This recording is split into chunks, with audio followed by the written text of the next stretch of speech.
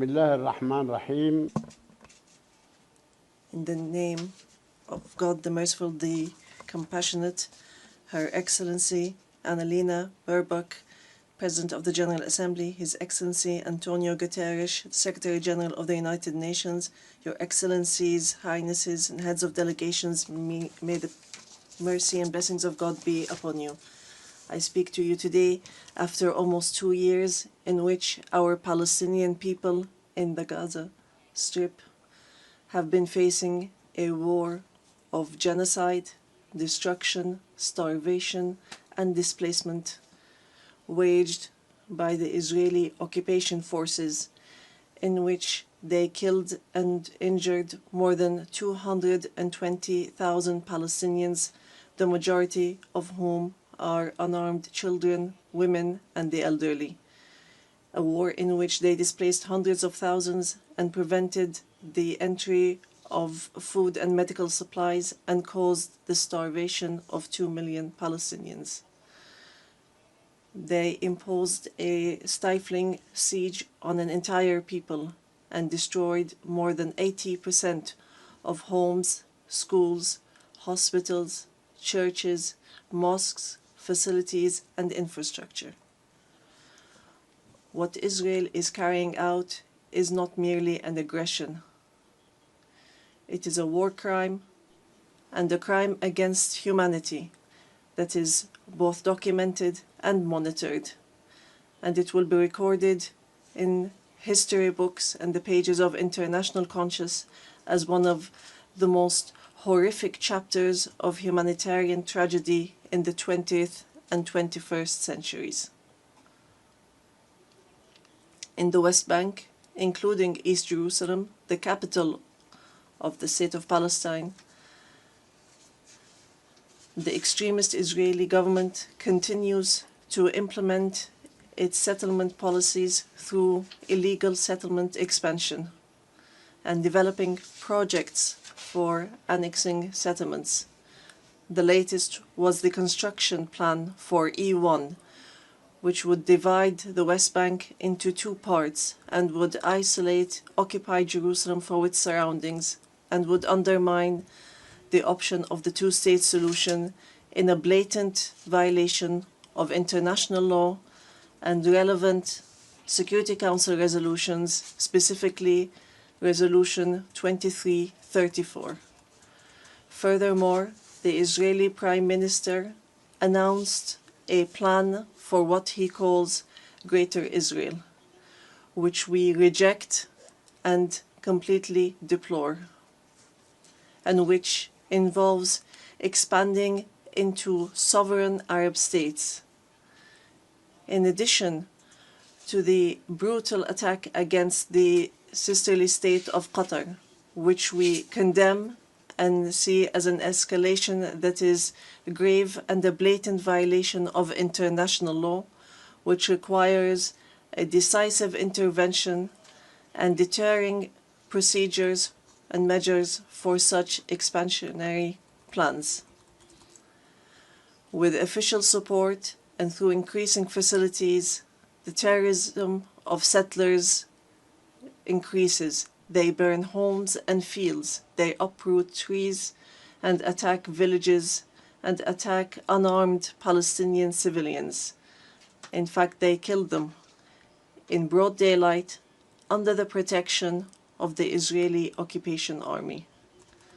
Furthermore, the Islamic and Christian religious sites in Jerusalem, Hebron, and Gaza Strip have not been spared the attacks which have damaged the mosques, churches, and cemeteries in a blatant violation of the historic status quo and in a clear violation of the provisions of the international law. Despite all what our people have suffered, we reject what Hamas carried out on the 7th of October.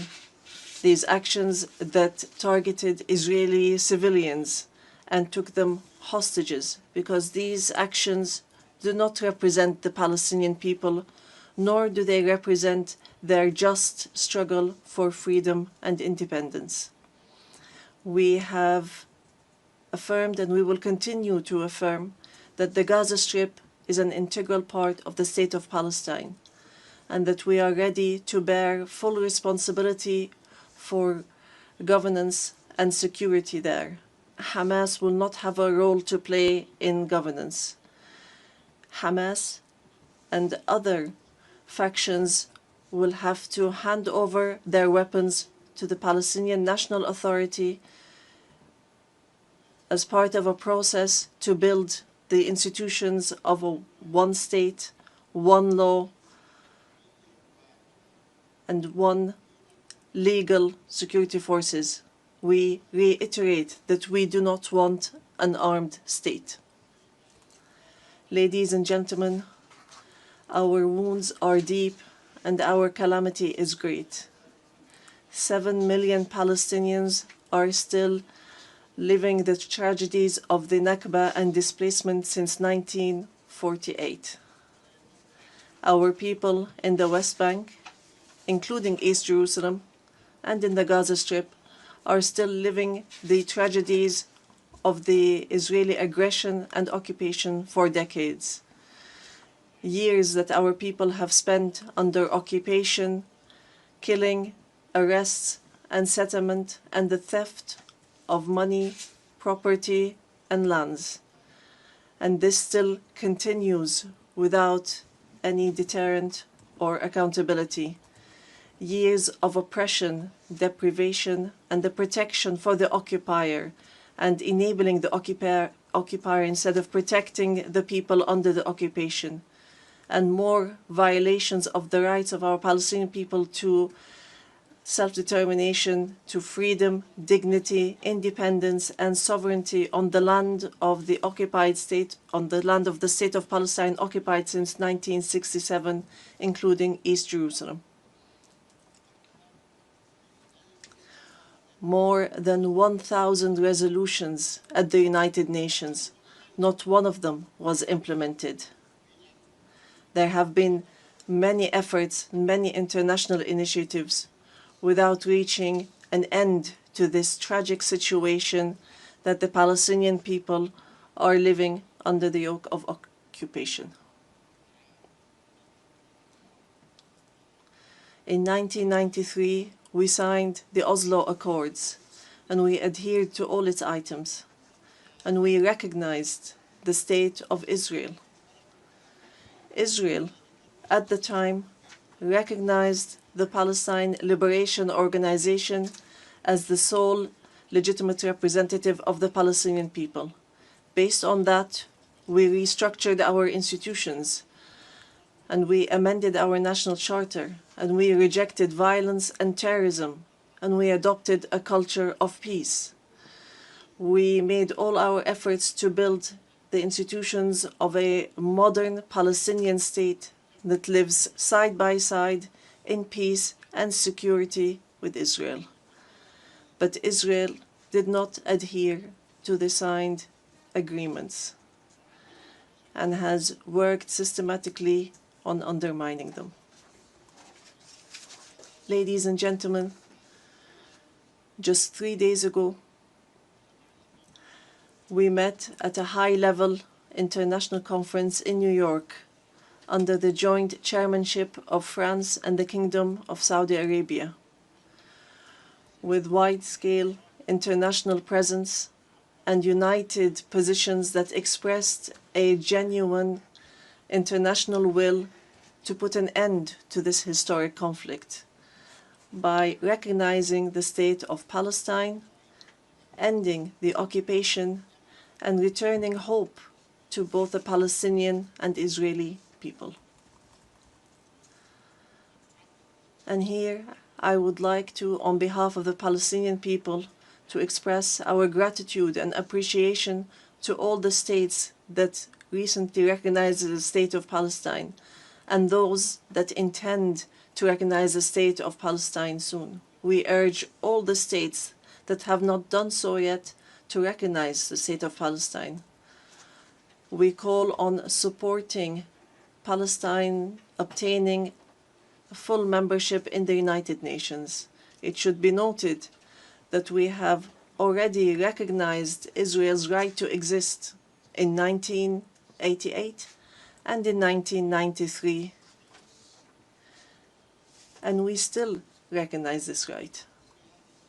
In this regard, we would like to thank France, the UK, Canada, Australia, Belgium, Portugal, Luxembourg, Malta, Monaco, San Marino, Andorra, and Denmark for their recognition of the State of Palestine.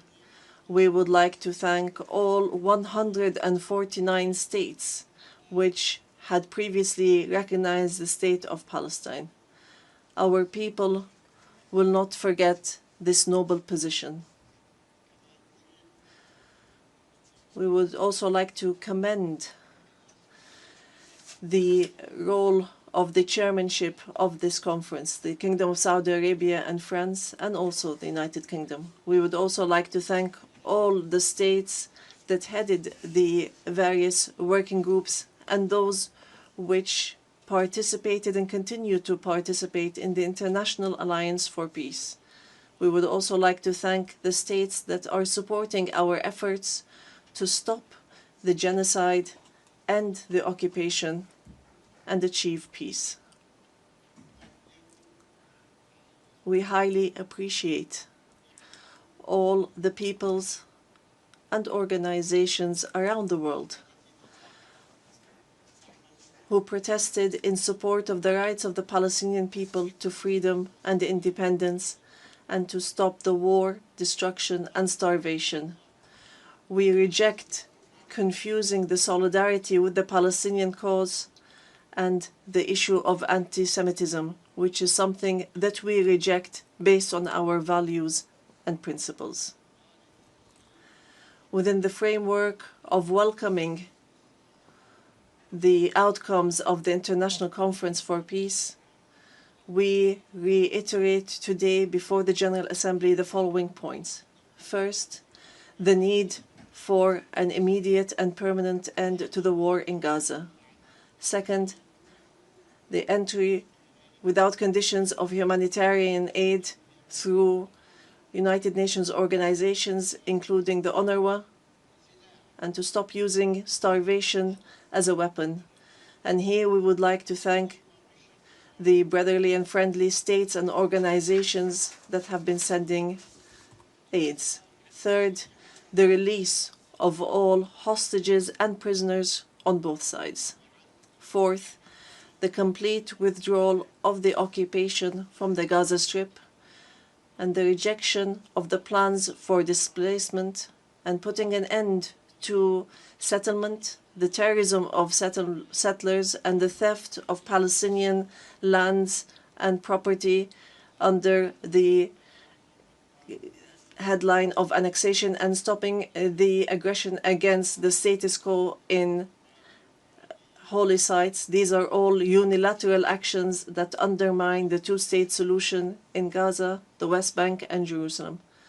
Fifth, the state of Palestine should take their full responsibility, starting with the Administrative Committee for the Gaza Strip, which is chaired by a minister in the Palestinian government, to manage the affairs of the Gaza Strip for a temporary period, and then to connect that with the West Bank, all through Arab and international support and with Arab and international presence to protect civilians in Gaza and support the Palestinian forces under the umbrella of the United Nations rather than being a replacement. Sixth, to guarantee that the residents of the Gaza Strip remain on their lands without displacement, and to implement a recovery and reconstruction plan in both the Gaza Strip and the West Bank. Seventh, releasing the Palestinian tax money that is being held by the State of Israel unjustly, and lifting the economic siege and the barriers from the Palestinian cities, villages, and refugee camps. Eighth, supporting our national efforts towards reform and conducting presidential and parliamentary elections within a year after the end of the war. The practical procedures has begun. A committee has been assigned to draft a temporary constitution, and it will end its work within 3 months, so that we move from authority to state. We want a modern and democratic state that abides by international law, the rule of law, and multilateralism, and the peaceful transition of power. And we are extremely keen to empower women and the youth. Ninth, we declare that we are ready to work with US President Donald Trump and with the Kingdom of Saudi Arabia and France, the United Nations, and all partners to implement the peace plan that was approved in the conference that was held on the 22nd of September in a way that would lead towards a just peace and regional cooperation. Ladies and gentlemen, today we say clearly, peace cannot be achieved if justice is not achieved. And there can be no justice if Palestine is not freed. We want to live in freedom, security, and peace like all other people on earth, in an independent, sovereign state on the borders of 1967, with East Jerusalem as our capital, in security and peace with our neighbors. We want a modern civilian state that is free of violence, weapons, and extremism, one that respects law, human rights, and invests in people, development, technology, and education, not in wars and conflict. The time has come for the international community to do right by the Palestinian people so that they may obtain their legitimate rights to be rid of the occupation and to not remain a hostage to the temperament of Israeli politics, which denies our rights and continue in their injustice, oppression, and aggression. We are continuing to move forward, and we will continue our peaceful, legal, and diplomatic fight to obtain our rights. In conclusion, we say to our sons and daughters in the homeland, in the exile, and in the diaspora, no matter how much our wounds bleed, and no matter how long the suffering lasts, it will not break our will to live and survive. The dawn of freedom will emerge, and the flag of Palestine will fly high in our skies as a symbol of dignity, steadfastness, and being free from the yoke of occupation. Palestine is ours. Jerusalem is the jewel of our heart and our eternal capital. We will not leave our homeland. We will not leave our lands. Our people will remain rooted like the olive trees, firm as the rocks. We will rise from under the rubble to rebuild and to send from our blessed and holy land the messages of hope and the sound of truth and right, and build the bridges of just peace for the people of our region and the entire world. May the peace and mercy and blessings of God be upon you.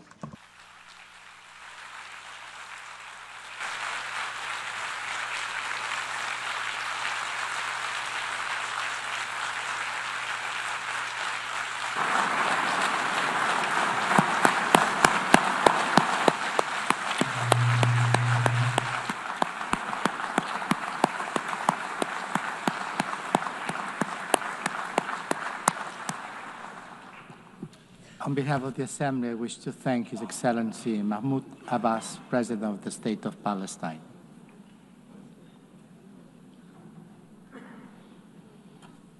The Assembly will hear an address now by His Excellency Rashad Mohammed Al-Alimi, President of the Presidential Leadership Council of the Republic of Yemen. I request protocol to escort His Excellency and invite him to address the Assembly.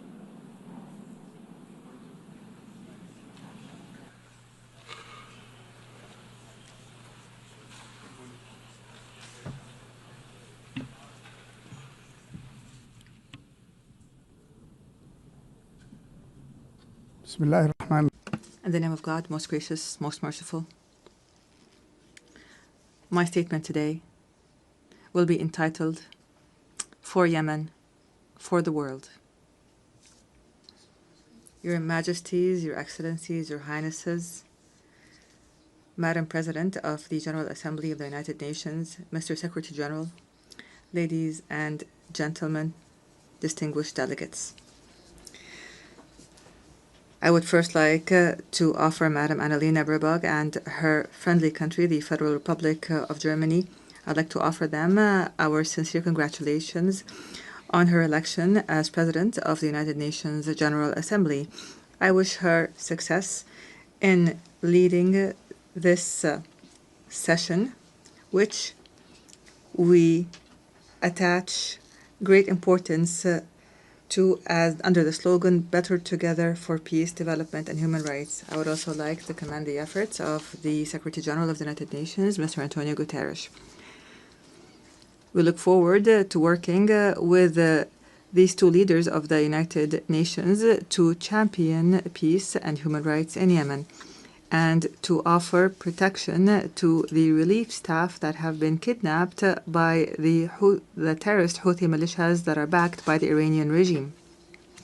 I also take this opportunity to offer our sincere congratulations to our great Yemeni people who tonight are celebrating the anniversary of the overthrow of the racist Imamate regime 63 years ago and the birth of the republic that is based on the principles of liberty, justice, and abolishing differences and class discrimination and encouraging the participation of women and guaranteeing rights and liberties. Ladies and gentlemen, within this organization, which was built in the aftermath of a horrific war, humanity 8 decades ago pledged that no people would be left alone to face dictatorship or chaos or famine without the backing of the international community.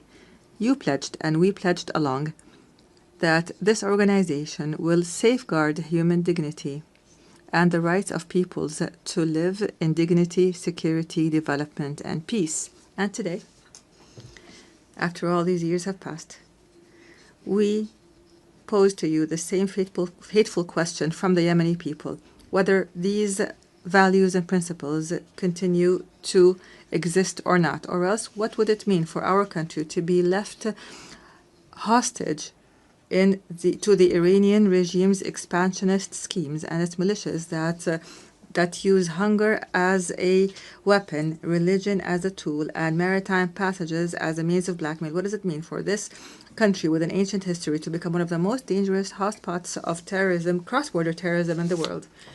Therefore, we are here today not simply to speak of the epic confrontation of the Yemeni people against the most violent and arrogant of terrorist organizations at all. Rather, we are here to build on what was achieved and to call on the world once again to take action and not simply to take note, and to achieve the salvation that we have promised our people, not simply a repetition of statements of the past. Ladies and gentlemen, Yemen today is not simply a domestic crisis. Rather, it is a test of the credibility of the international organization. After a decade has passed to the coup that was orchestrated by the Houthi militias supported by the Iranian regime against the national consensus, our people are living one of the gravest humanitarian crises, facing security threats that transcend our borders and spread to the region and the entire world. The Houthi militias are no longer a rebel group in a remote area in the country. Rather, the Houthi militias are an international terrorist organization armed to the teeth with an advanced Iranian arsenal, including ballistic missiles and drones and booby-trapped boats and sea mines and fissile projectiles and other qualitative weapons that are internationally banned.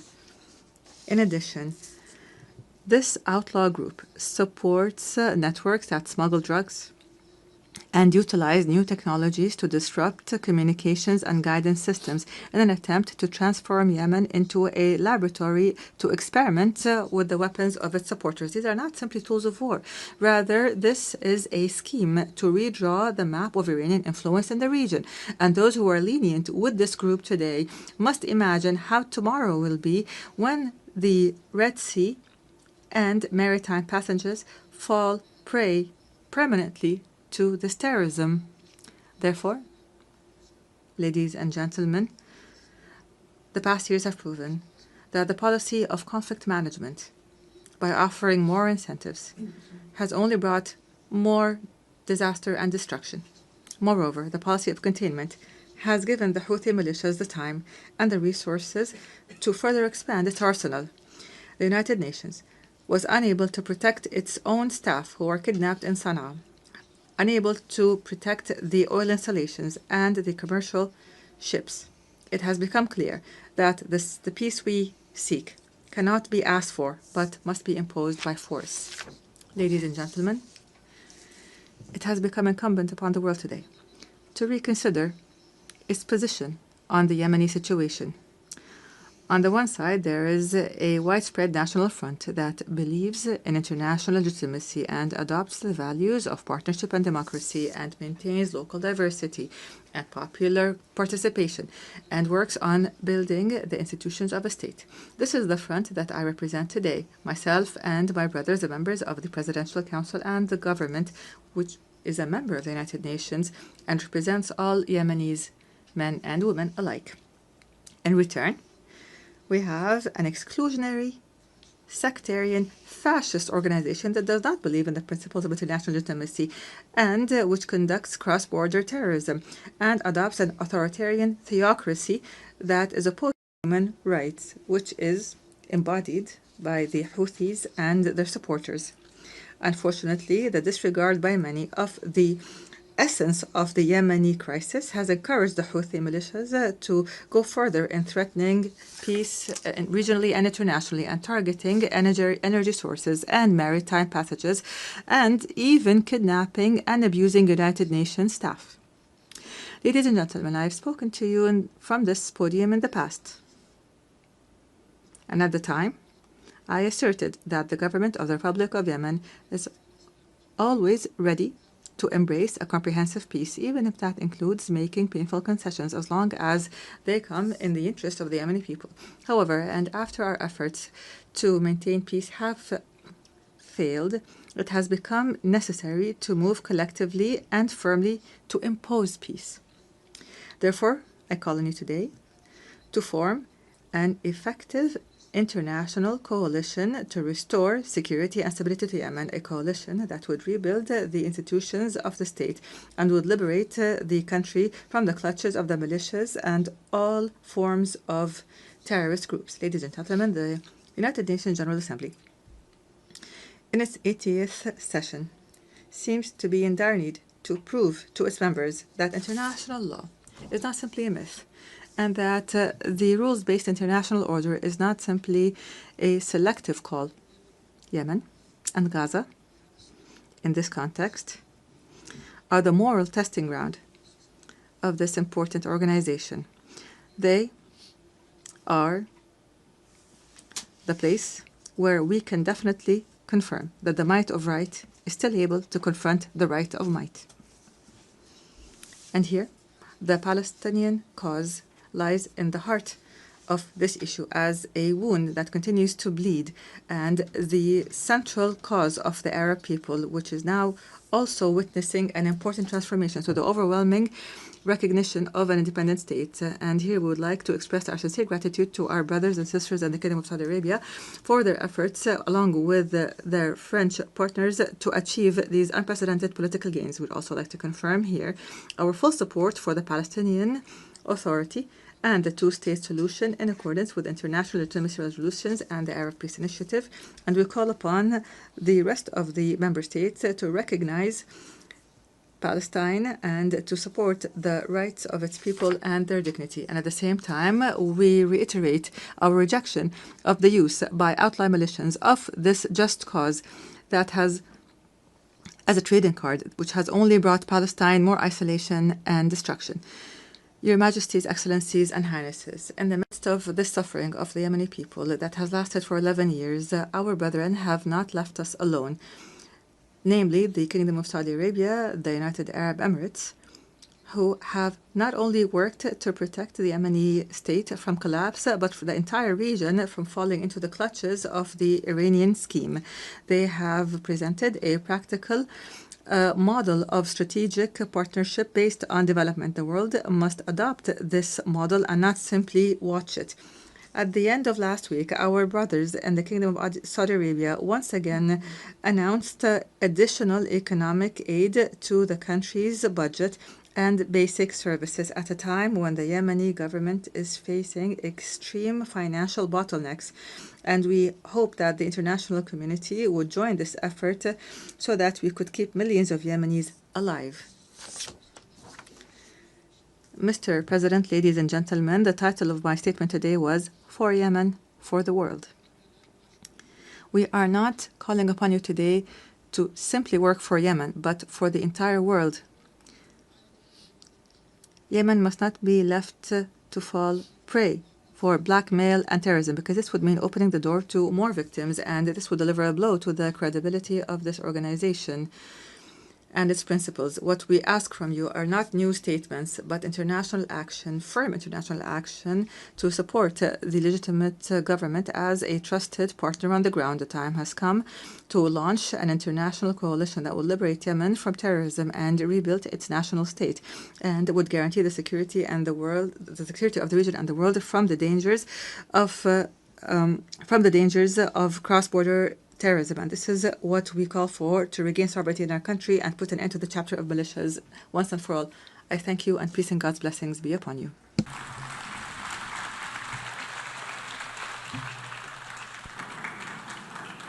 On behalf of the Assembly, I wish to thank the President of the Presidential Leadership Council of the Republic of Yemen. The Assembly will hear now an address by Her Excellency Gordana Dzizanowska-Davkova, President of the Republic of North Macedonia. I request protocol to escort Her Excellency and invite her to address the Assembly.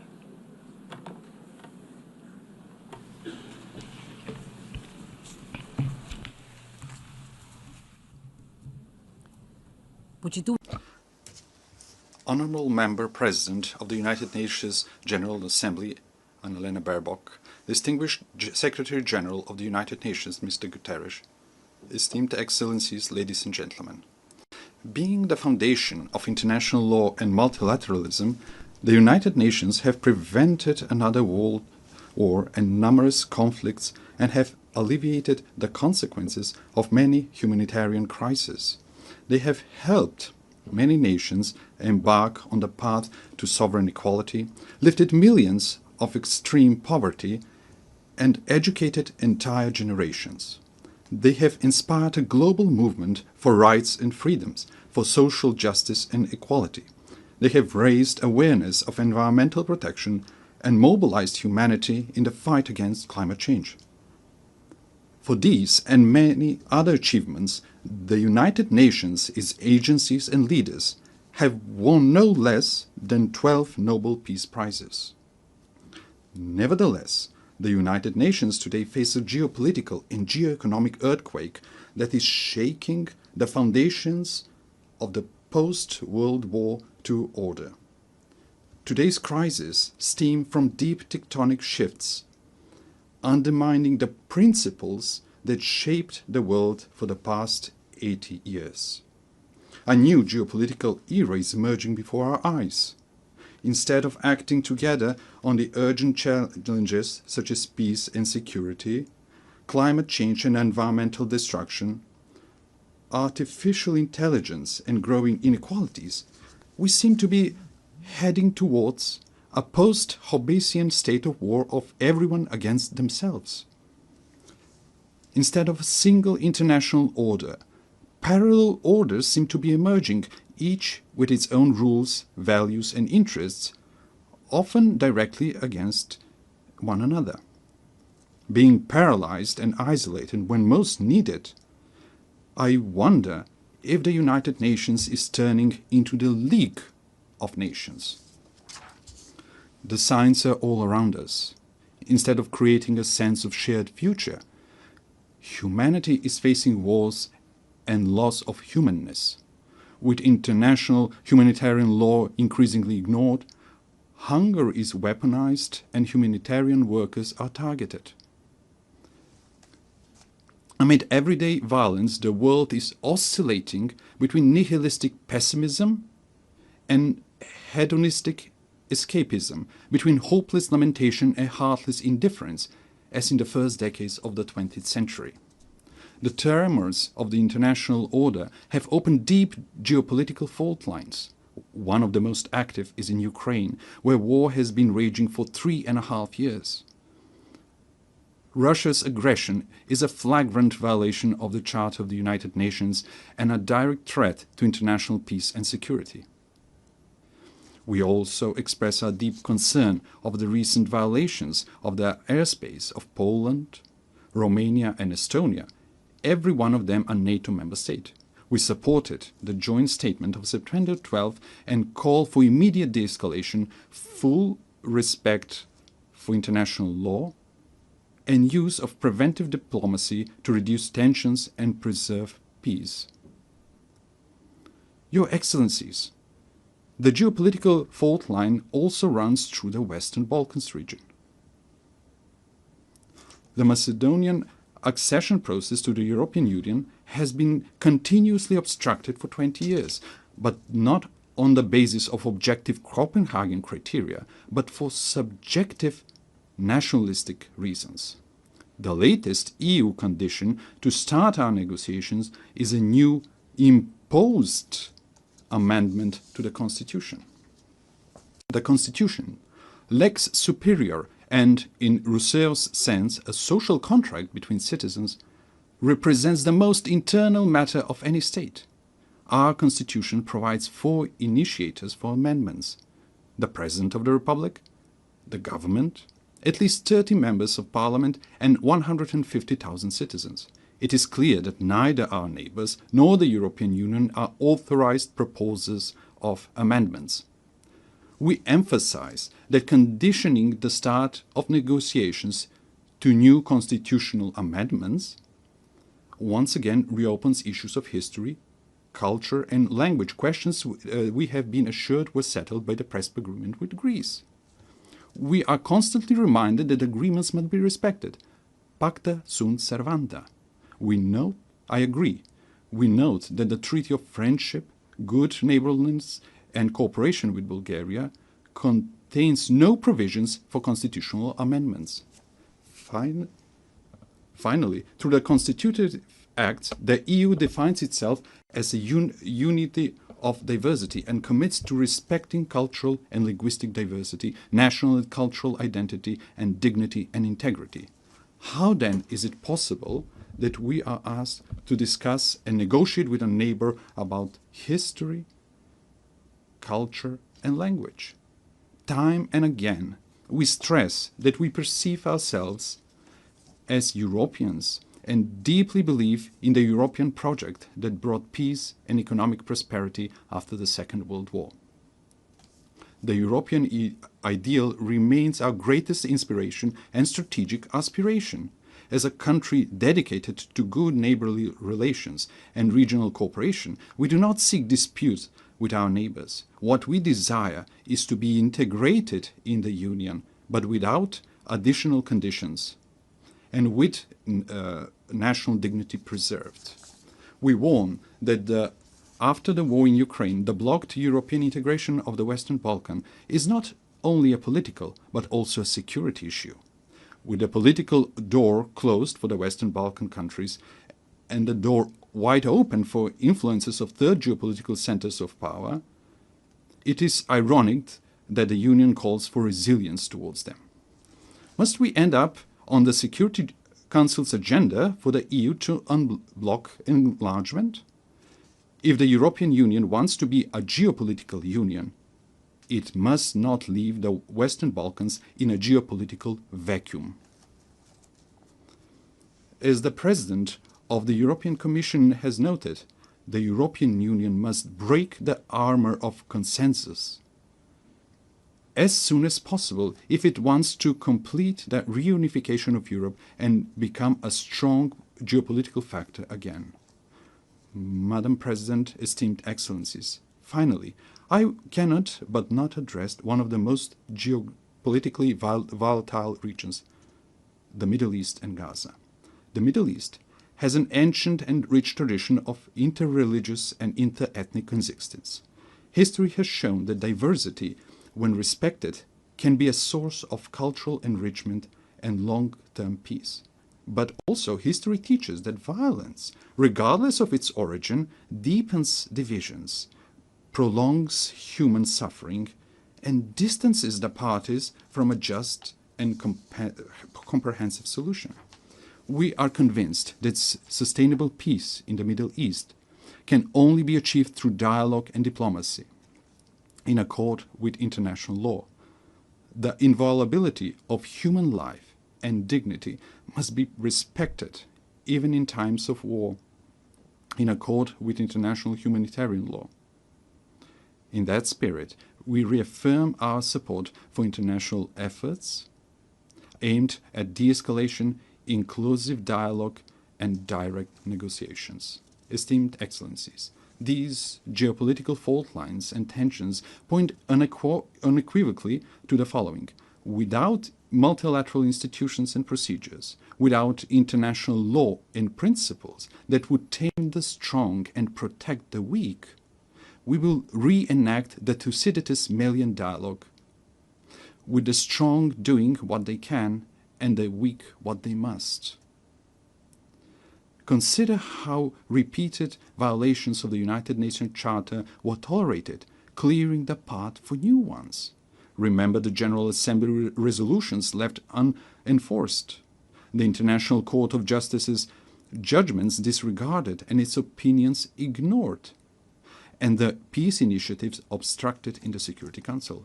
Facing with the dysfunction of the current international order, some realists advise forgetting international treaties and conventions as a needless burden and seeking shelter in regional blocs and alliances. For them, the fastest and best way to resolve crisis is outside the United Nations without a Security Council mandate. However, departing from universal principles and mechanisms in favor of pragmatic opportunism and reaching for ad hoc measures pushes us towards an uncertain future of growing geopolitical and geoeconomic competition and even confrontation in the race for resources.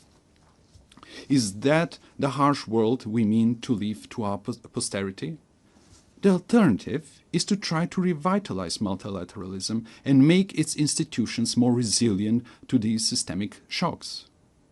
Respected Madam President, respected attendees, young generations have the right to a renewed charter, to a reformed and strong United Nations that will enable them to live in peace among nations and peace with nature.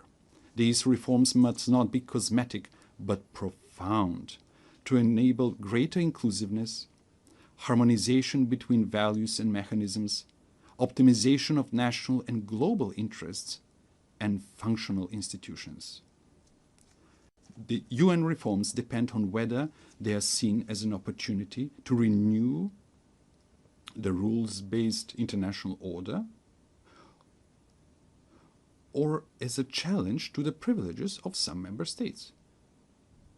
Yet, what is the point of being a privileged member state of a dysfunctional, irrelevant, marginalized international organization? For effective United Nations, it is necessary for the Security Council to be reformed, to be more inclusive, accountable, and responsible for maintaining international peace and security.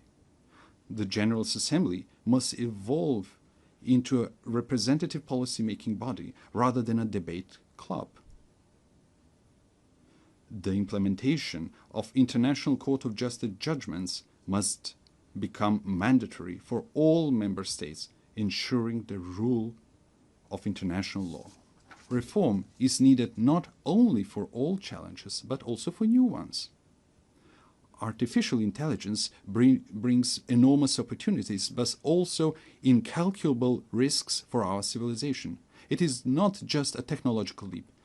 Its impact may be greater than the industrial and digital revolutions. Aware of this, my country and I support the proposal to make artificial intelligence a priority of the 80th session. Next year, we will elect a new Secretary General of the United Nations. We need a person with leadership skills, with rich diplomatic experience, and ability to bring differences and build consensus, but also deeply humane and committed to the vulnerable. The next top diplomat of the world must possess knowledge, patience, and tact. After 8 years, it is high time for a woman to be a Secretary General of the United Nations. In a world dominated by strong men, often with weapons, we need strong women with wisdom and empathy. I believe that women who are, along with their children, are the greatest and most numerous victims of wars, have an inalienable right and obligation to prevent them. The anarchic international order is a threat to all, but especially to small states. It is natural for small and medium-sized states to be the greatest supporters of the United Nations reforms. Distinguished Excellencies, let me share with you what we are doing in this regard. We supported the adoption of the Pact for the Future as a new global social contract. Living in one of the most climate-vulnerable regions in the world, the Mediterranean, Macedonian citizens are already experiencing the consequences of the climate crisis, such as extreme weather conditions. That is why we supported the implementation of the Paris Agreement at COP29 in Baku. We supported the Seville commitment on financing for development and integrated the Sustainable Development Goals in our National Development Strategy 2024-2044. At the third UN Ocean Conference in Nice, we committed to strong international ocean governance supporting the action plan. We are making great efforts to promote women's leadership and the implementation of the Agenda on Women, Peace and Security. We signed the new 2026-2030 framework for cooperation with the United Nations to ensure inclusive social and human development, sustainable economies and decent work, resilient and green societies and ecosystems, the rule of law and good governance. Esteemed Excellencies, we are standing in front of a great test. Either we will guarantee an international order based on visionary principles, or we will rush towards a catastrophe of unimaginable proportions for humanity.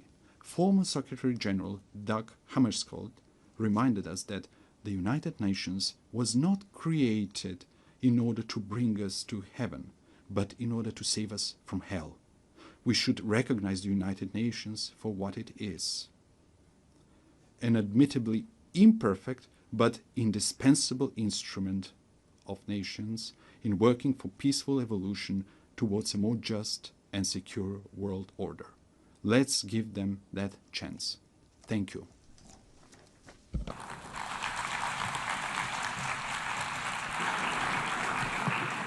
On behalf of the Assembly, I wish to thank the President of the Republic of Macedonia.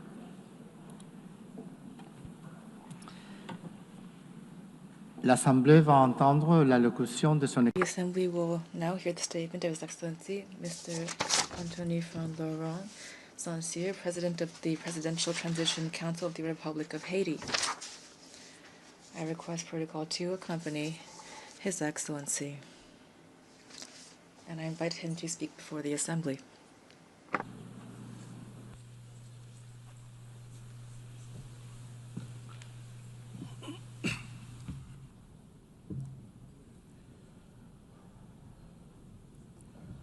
Madame la Présidente de la Madam President of the General Assembly, Secretary General, distinguished heads of state and government, distinguished heads of delegation, distinguished delegates, it's with a sense of gravity and a great deal of hope that I convey the voice of Haiti and the greetings of a dignified and resilient people which, despite hardships, is claiming for itself and for all of humanity 3 universal promises: development, respect for human dignity, and peace. Peace, which is now an absolute imperative for the Haitian people. On behalf of this people, Madam President, I would like to warmly congratulate you on your election as President of this Assembly. I also would like to thank Secretary General Antonio Guterres for his unwavering commitment to our organization and his constant and multifaceted support for the Republic of Haiti. Ladies and gentlemen, the theme of this session, Better Together, 80 Years and More for Peace, Development, and Human Rights, honors the outstanding work carried out over the past decades. It also recalls the importance of remaining unified and resilient in the face of the unprecedented crises threatening the future of the planet, as well as international peace and security. Today, hunger is threatening millions of lives. Armed conflicts are multiplying and extreme poverty is deepening, causing forced migrations that jeopardize international stability and that put the solidarity between nations to the test. In addition to these challenges, we also are dealing with climate change, a rise of terrorism, mass atrocities, transnational crime, the erosion of human rights, and disinformation. We cannot turn a blind eye to the urgent need to strengthen our healthcare systems, to ensure a just energy transition, and to promote gender equality and youth inclusion. These issues require us, the world leaders, to shoulder our responsibility to build a UN that is better adapted to the challenges of today and the hopes of tomorrow. We must ensure that all of our actions, including technological breakthroughs such as artificial intelligence, foster peace, development, and human dignity. Ladies and gentlemen, just a 4-hour plane ride from here, a human tragedy is unfolding, one of the most devastating of our hemisphere. Every day, innocent lives are extinguished by bullets, fire, fear. Entire neighborhoods are disappearing, forcing more than 1 million people into internal exile and annihilating memories, investment, and infrastructure. Thousands of children have been deprived of their fundamental right to education. Thousands of young people are condemned to despair. Hundreds of women and girls have been raped, and they will forever carry the scars of this violence in their bodies and souls. Almost half of the population is facing acute food insecurity. The healthcare system is collapsing. Hospitals are being vandalized, burned, or forced to shut down. Doctors are fleeing. Lives are being lost due to a lack of treatment. Even the treatment for persons living with HIV and tuberculosis is under threat. This is the face of Haiti today, a country at war, a modern-day Guernica, a human tragedy at the doorstep of America, only a 4-hour flight from here. It's important to say this. Haiti is experiencing war, a war between criminals that want to impose violence as their social order and a population, an unarmed population that is fighting for human dignity and freedom. The response must be firm and determined. Today, the international community must stand alongside Haiti and take large-scale measures, not half steps. A strong, coordinated, and immediate action is needed. Silence and inaction are not an option. We must act quickly to protect lives, to protect the innocence of children, to provide youth with a future, and to allow citizens to decide their own future at the voting booth. Every minute lost means human lives sacrificed and an erosion of democracy. Haiti wants peace. Haiti expects peace. Haiti has the right to peace. Yes, ladies and gentlemen, Peace today is the most pressing need of the Haitian people. It is the raison d'etre behind our tireless battle, the battle between our security forces, led by our security forces and the multinational security support mission.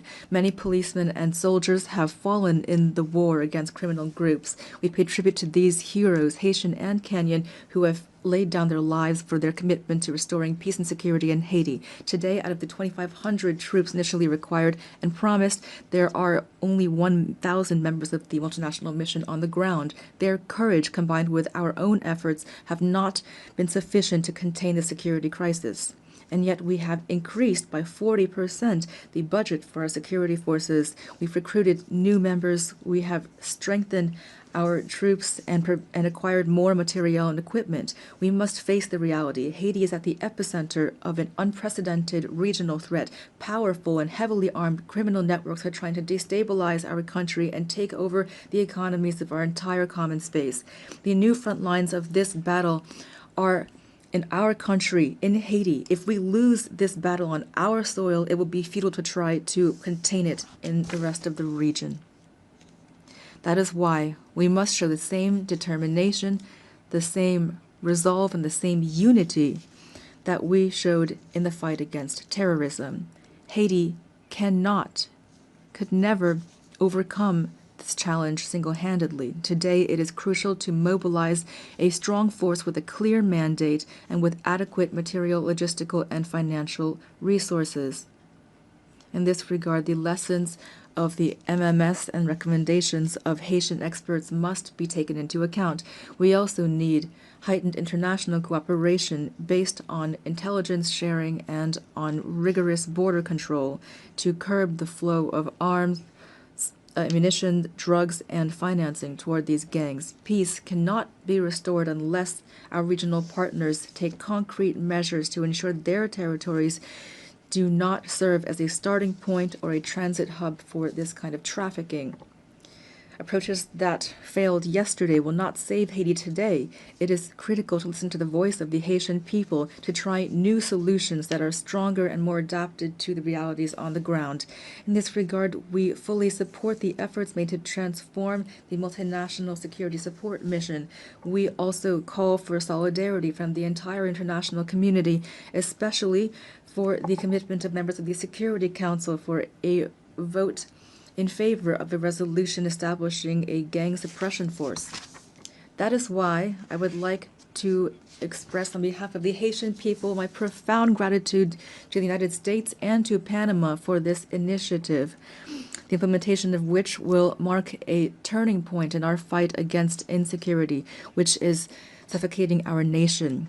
I thank the administration of President Trump for the efforts made to provide support and resources in our common fight against the gangs, these enemies that are threatening both Haiti and the entire region. Today, the complexity of the Haitian crisis cannot serve as a pretext for endless talk, for drawn-out negotiations, or for stalemates caused by geopolitical considerations. Every day that we hesitate, criminal groups benefit. We urgently need to be proactive, to transcend divisions, to act together, to promote the values that bring us together, peace and human dignity.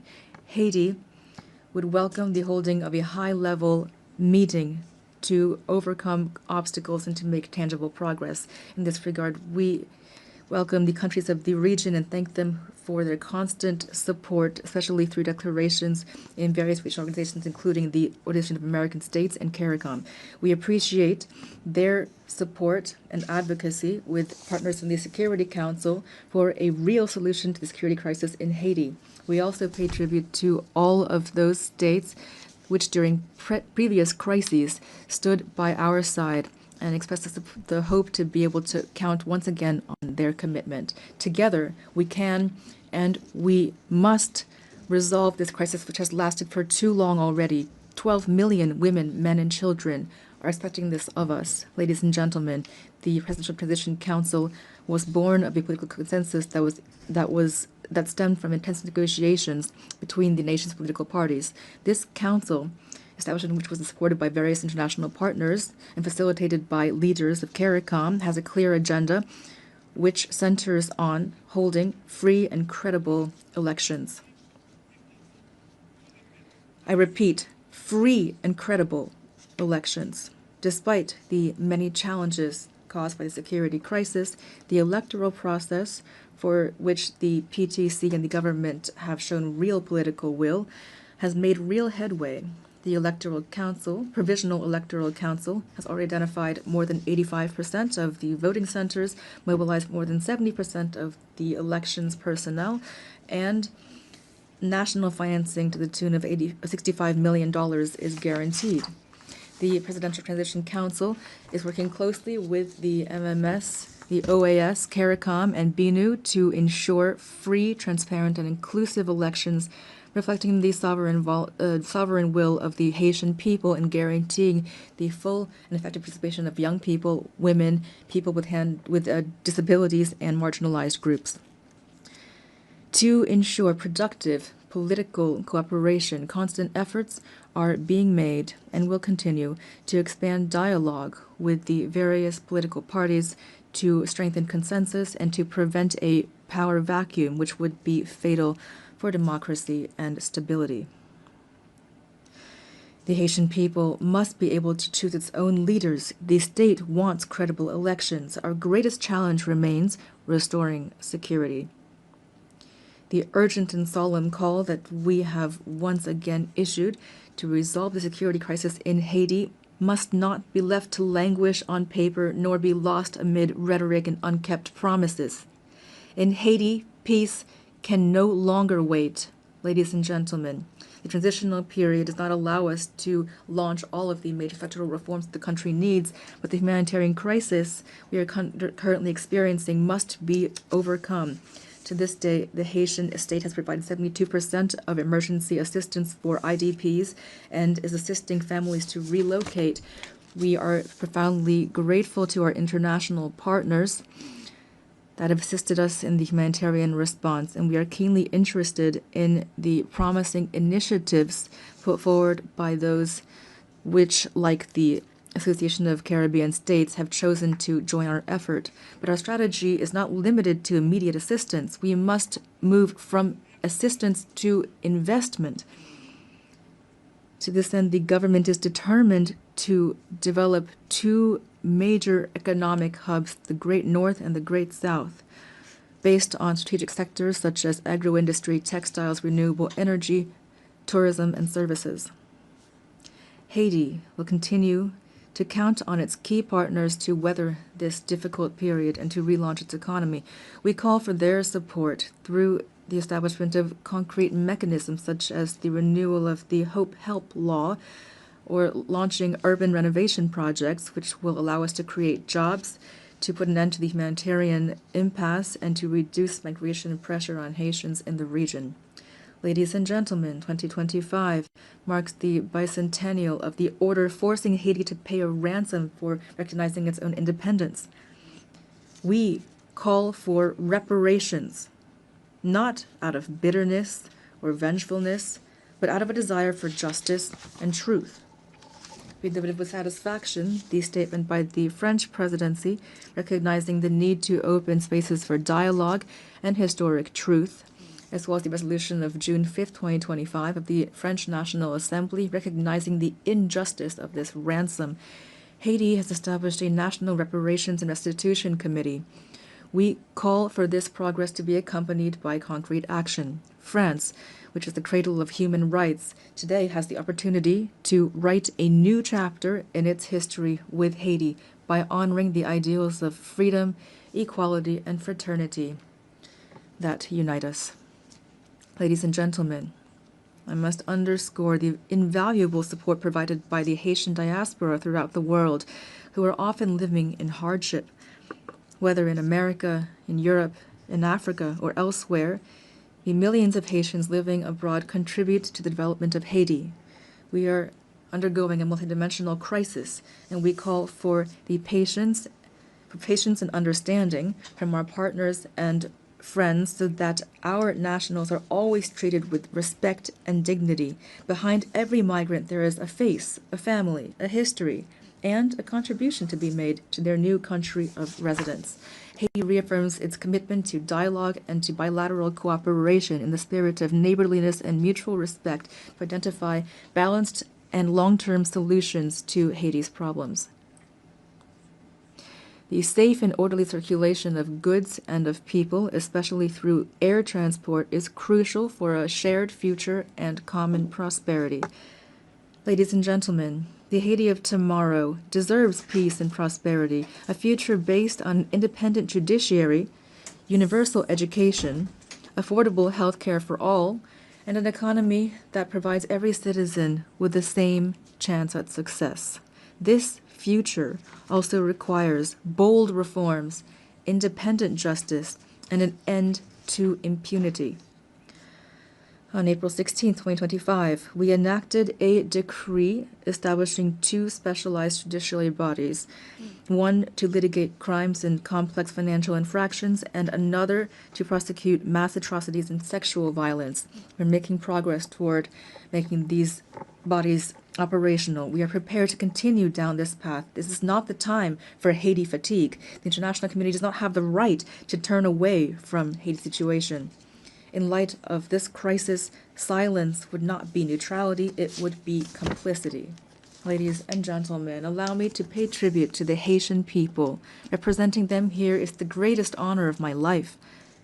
Beyond my functions as president of the Presidential Transition Council of Haiti, I am a real, active Haitian citizen with a profound love for my homeland, a land of freedom and dignity, a land of courage and talent. Haiti is not a nation that has given up. We are a great people, a people that stands together, men and women who have sacrificed for their homeland and for humanity. Haiti is not a playground for armed criminals, but rather it is a nation on its feet, comprised of dignified, resilient families who every day, despite terrible adversity, are fighting for a better future. I pay tribute to my fellow countrymen and women who are, without a doubt, among the most resilient people on earth. They deserve better. Giving them new hope is my only mission, and that is why now I call upon you to stand side by side with Haiti. We must build peace in Haiti, for the Caribbean, for the Americas, for all of humanity. Thank you.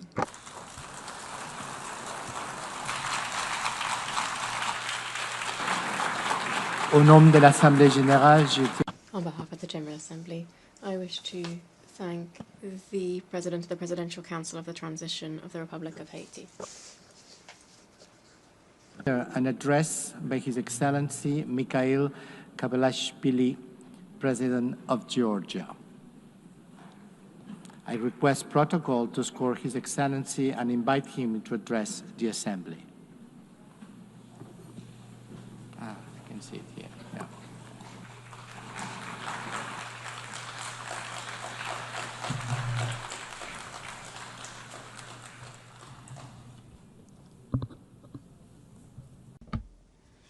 Madam President, Mr. Secretary General, distinguished colleagues, ladies and gentlemen, I represent a country with a 3,000-year history, the cradle of one of the world's most ancient civilizations and the brave Georgian people, filled with pride and dignity, a country that possesses a unique alphabet, an ancient language, and 17th century-long Christian traditions. The history of Georgia is continuous chronicle of our people's struggle for survival against invaders, through which we have miraculously managed to preserve our cultural identity, traditions, and national character.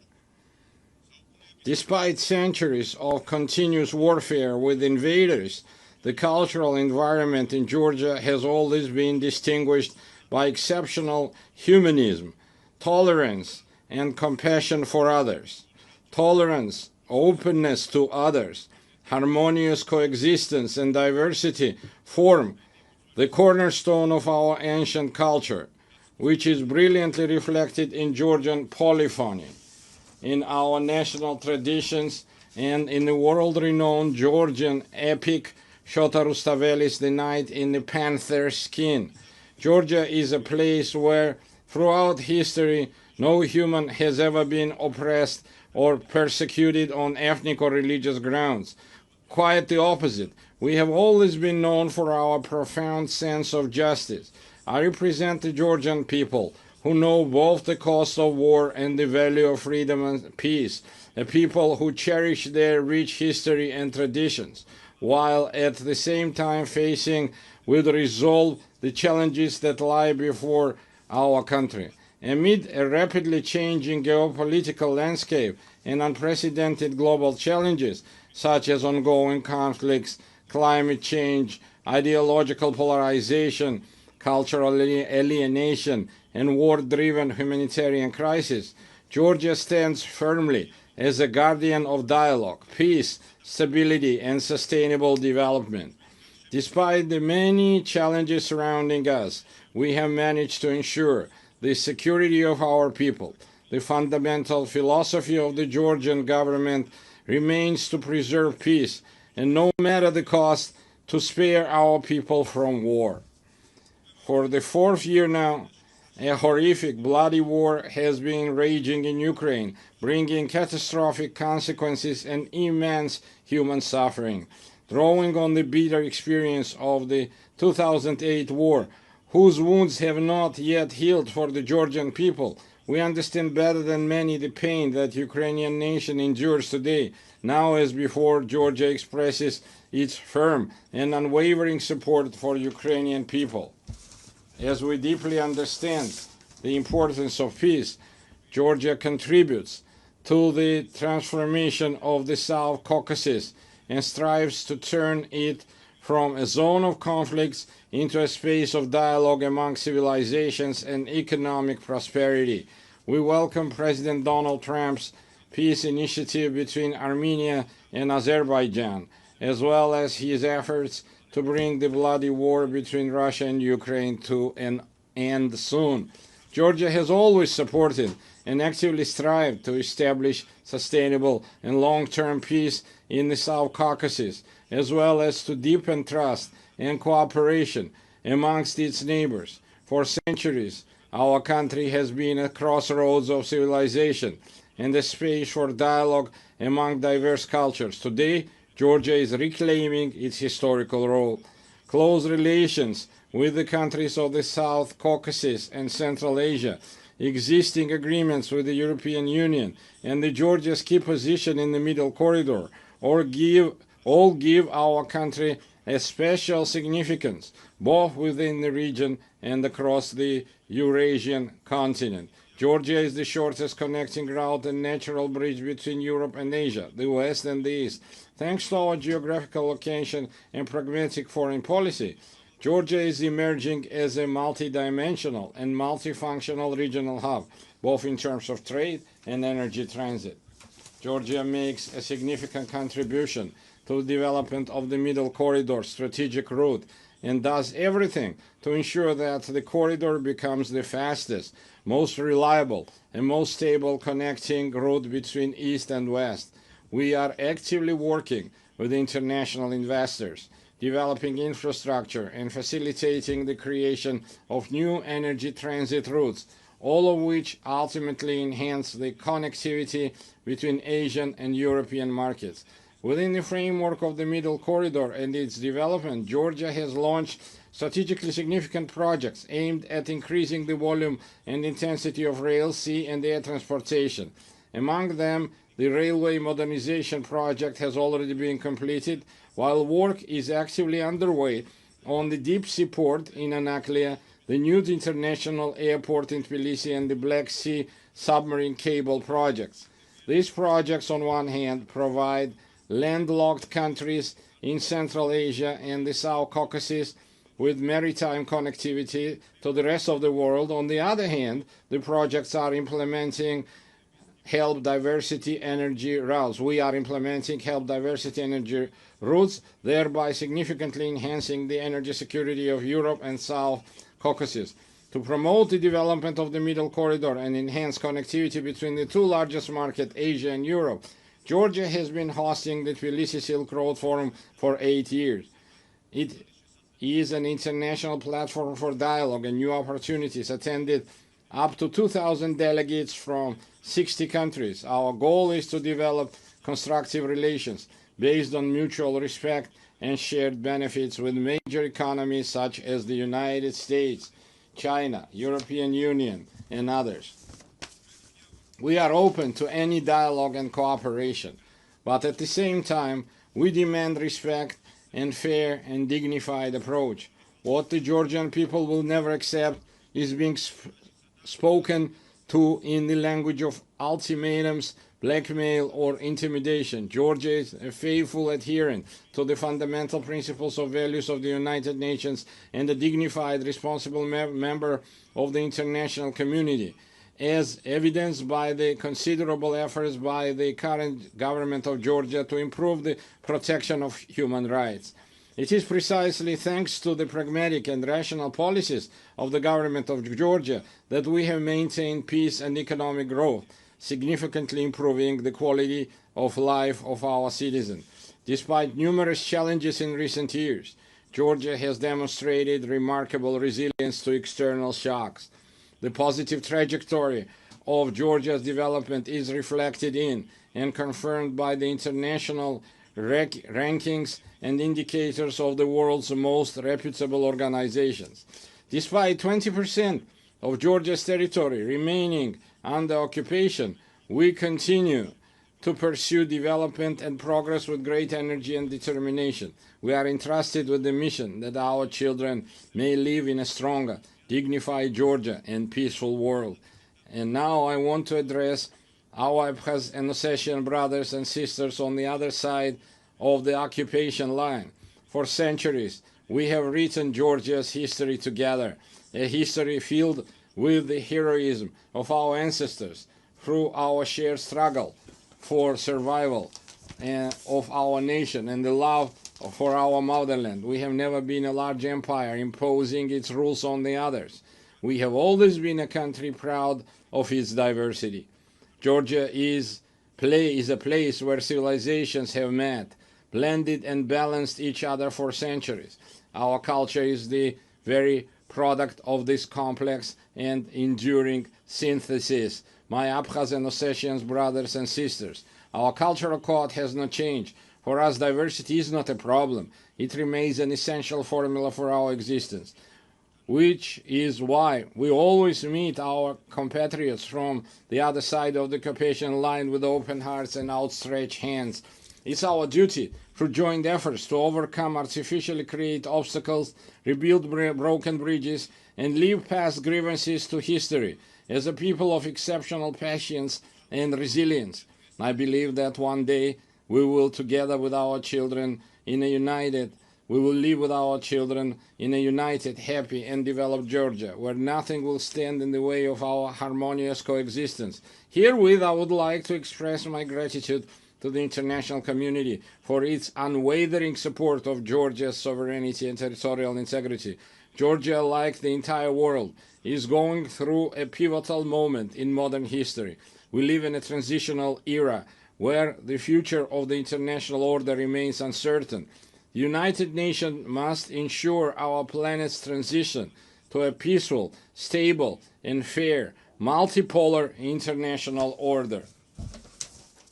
Georgia is responsible, as a responsible member of the international community, is ready to support the United Nations in becoming the inevitable alternative to war and the principal guarantor of peace.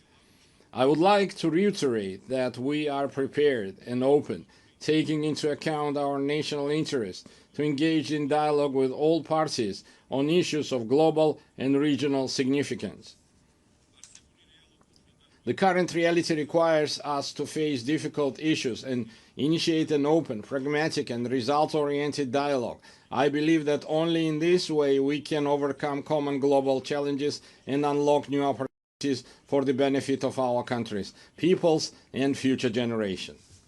Thank you very much for your attention. May God bless humanity. On behalf of the Assembly, I wish to thank the President of Georgia. La Asamblea escuchará. The Assembly will now hear an address by His Excellency Luis Alberto Arce Catacora, constitutional president of the plurinational state of Bolivia. I request protocol to escort His Excellency and invite him to address the Assembly.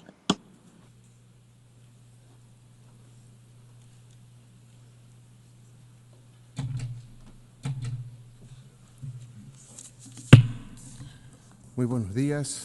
A very good morning to all of you. Allow me to express brotherly greetings to the President of the General Assembly of the United Nations, Annalena Baerbock, and through her to the entire Assembly.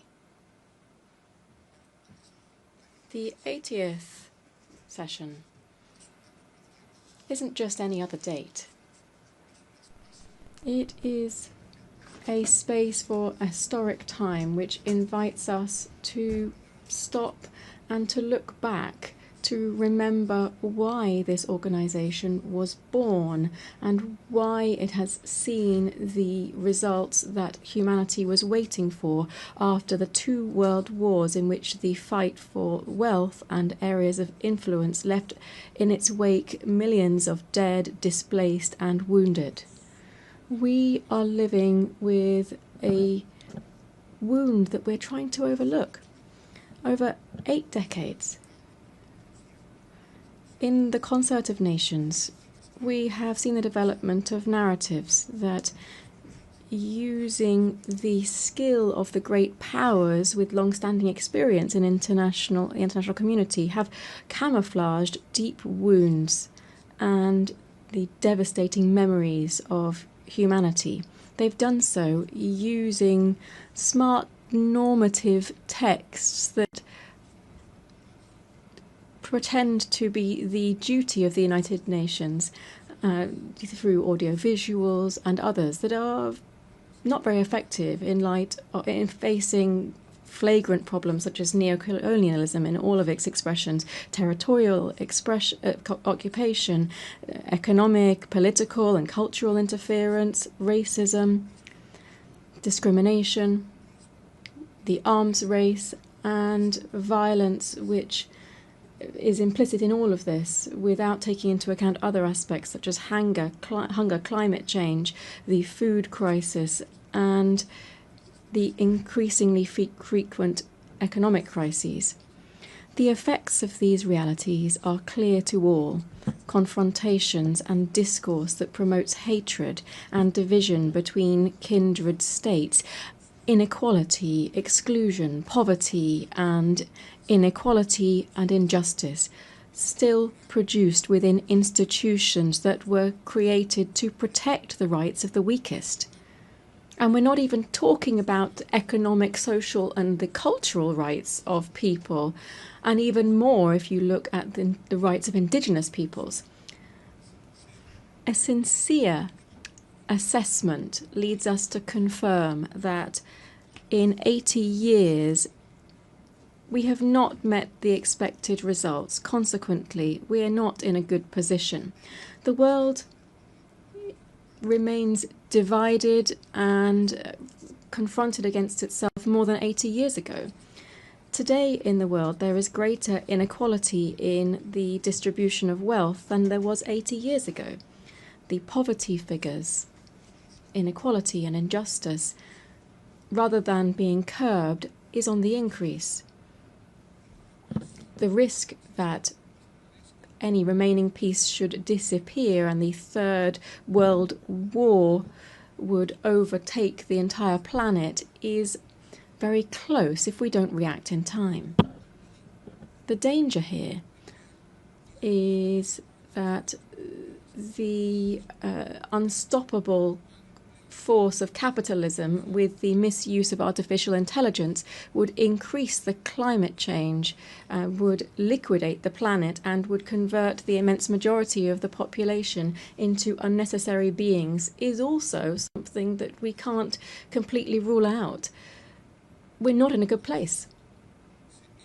The UN was established on the basis of the foundations of the skeletons of the Holocaust and the not only physical but also moral ruins left by the fascist racism and also increasing neocolonialism with the use of 2 atomic bombs. One of the goals that gave rise to the United Nations was to not repeat the barbarity of war. Today we hear the echoes of the drums of war on all continents. We see the practice of genocide on the sole decision of 2 countries. We deny the right to be free and sovereign to a people. Sophisticated weapons are used against a sovereign country, and increasing militarization is being promoted within a region with double standards in combating the war on drugs. And at the same time, we maintain a criminal blockade against its people and the state for the sole crime of having claimed its own independence more than 6 decades ago. Wars are not the same as we had 80 years ago. Wars now are multidimensional. They use economic, financial, media, information, cyber warfare, without even taking into account military warfare, which now encompasses biological warfare, war from space, and other technologies that continue to be developed with impunity on the basis of technology of war. It would be nothing new to have climate wars that would have an impact on sovereignty and food security, jeopardizing strategic resources such as water. We are putting at risk the very survival of the human race on Earth and of life itself on the planet. Just taking off the mask from all of these tragedies, we can see that the cause of all of this is the wild capitalist system that places the greed of the few over the rights and lives of the majority on the planet. The cause of this is the current capitalist development, which tries to resolve its own crisis and ends up returning to the original forms of accumulation and increasing rates of profit. Capitalism and its imperialist face is once again using the deployment of violence, plundering natural resources from sovereign states, and with bloodletting to lead to the political and economic power and take that away from another. Added to that, we have a third cause of the current wars, which is more immediate. That is the obsessive zeal of the new Trump administration to give the United States back its position as a hegemonic power at the cost of the liberal system, free trade, globalization, and to cause pain and death. Why? For what? To take ownership over natural resources, to take control over commodities for the benefit of an imperialist system, and to subordinate the majority of countries for their insatiable thirst for privilege and wealth, and to try to maintain a unipolar order at any cost. The recent publication of the US Strategic Defense Policy sets out a deployment of its troops around the world to in its areas of influence, Canada, Central and South America, among others.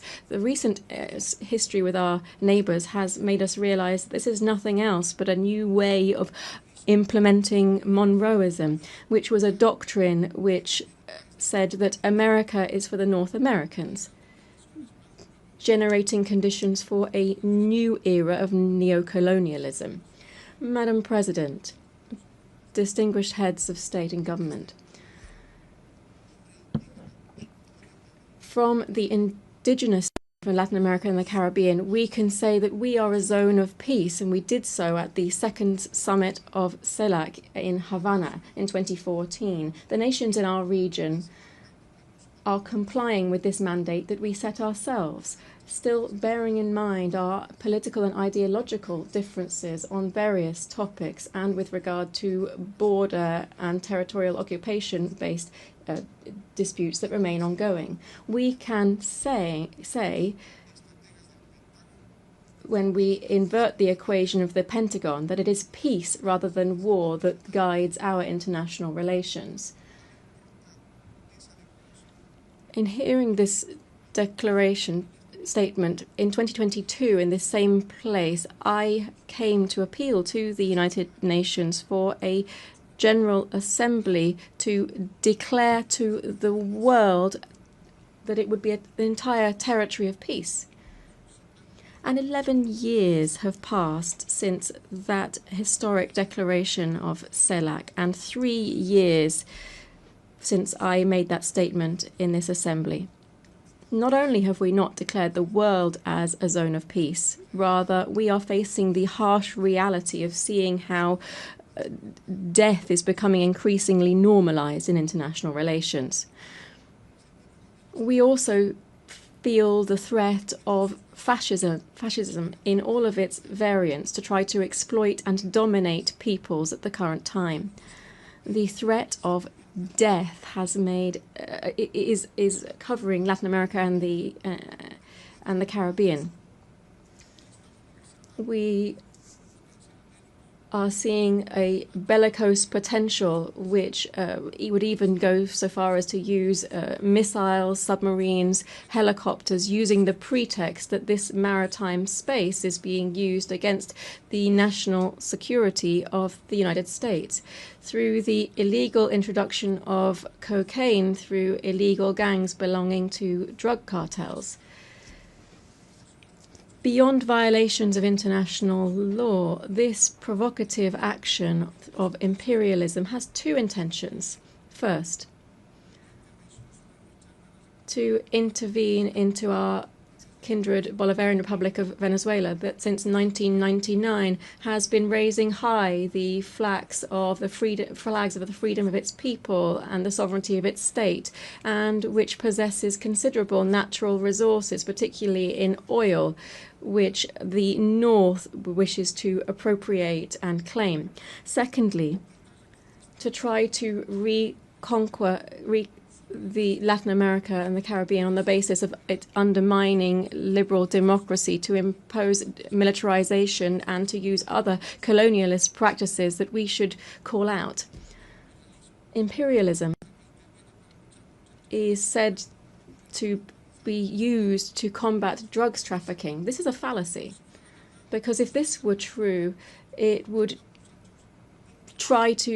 actually be taking effect within their own country, where the demand for this type of drugs is high, and where in its origins, where we see different types of organized crime. What the United States is trying to do is to give our region the role of holding back the edification of a multipolar world and to submit it to its own interests. Added to these military actions, the images of which have been seen around the world, we see other types of devastating actions, such as those aimed at strengthening the economic blockade against Cuba. Billions of dollars are owed by the United States to the Cuban state due to these unilateral coercive measures, which are explained on the basis of rejecting the first communist revolution, which will never be destroyed. The threat of death is also afflicting the Middle East. In the Middle East, the pain of millions of families and the death of hundreds of thousands of Palestinians finds no consolation. All of this history tells us, has the unconditional support of the United States, which wants to speed up the displacement of the Palestinian people as quickly as possible. Peace will be an empty world while the Palestinian people continues to face practices of genocide and does not have its own land and full sovereignty with East Jerusalem as its capital. But in this region, that's not the only thing that's happening.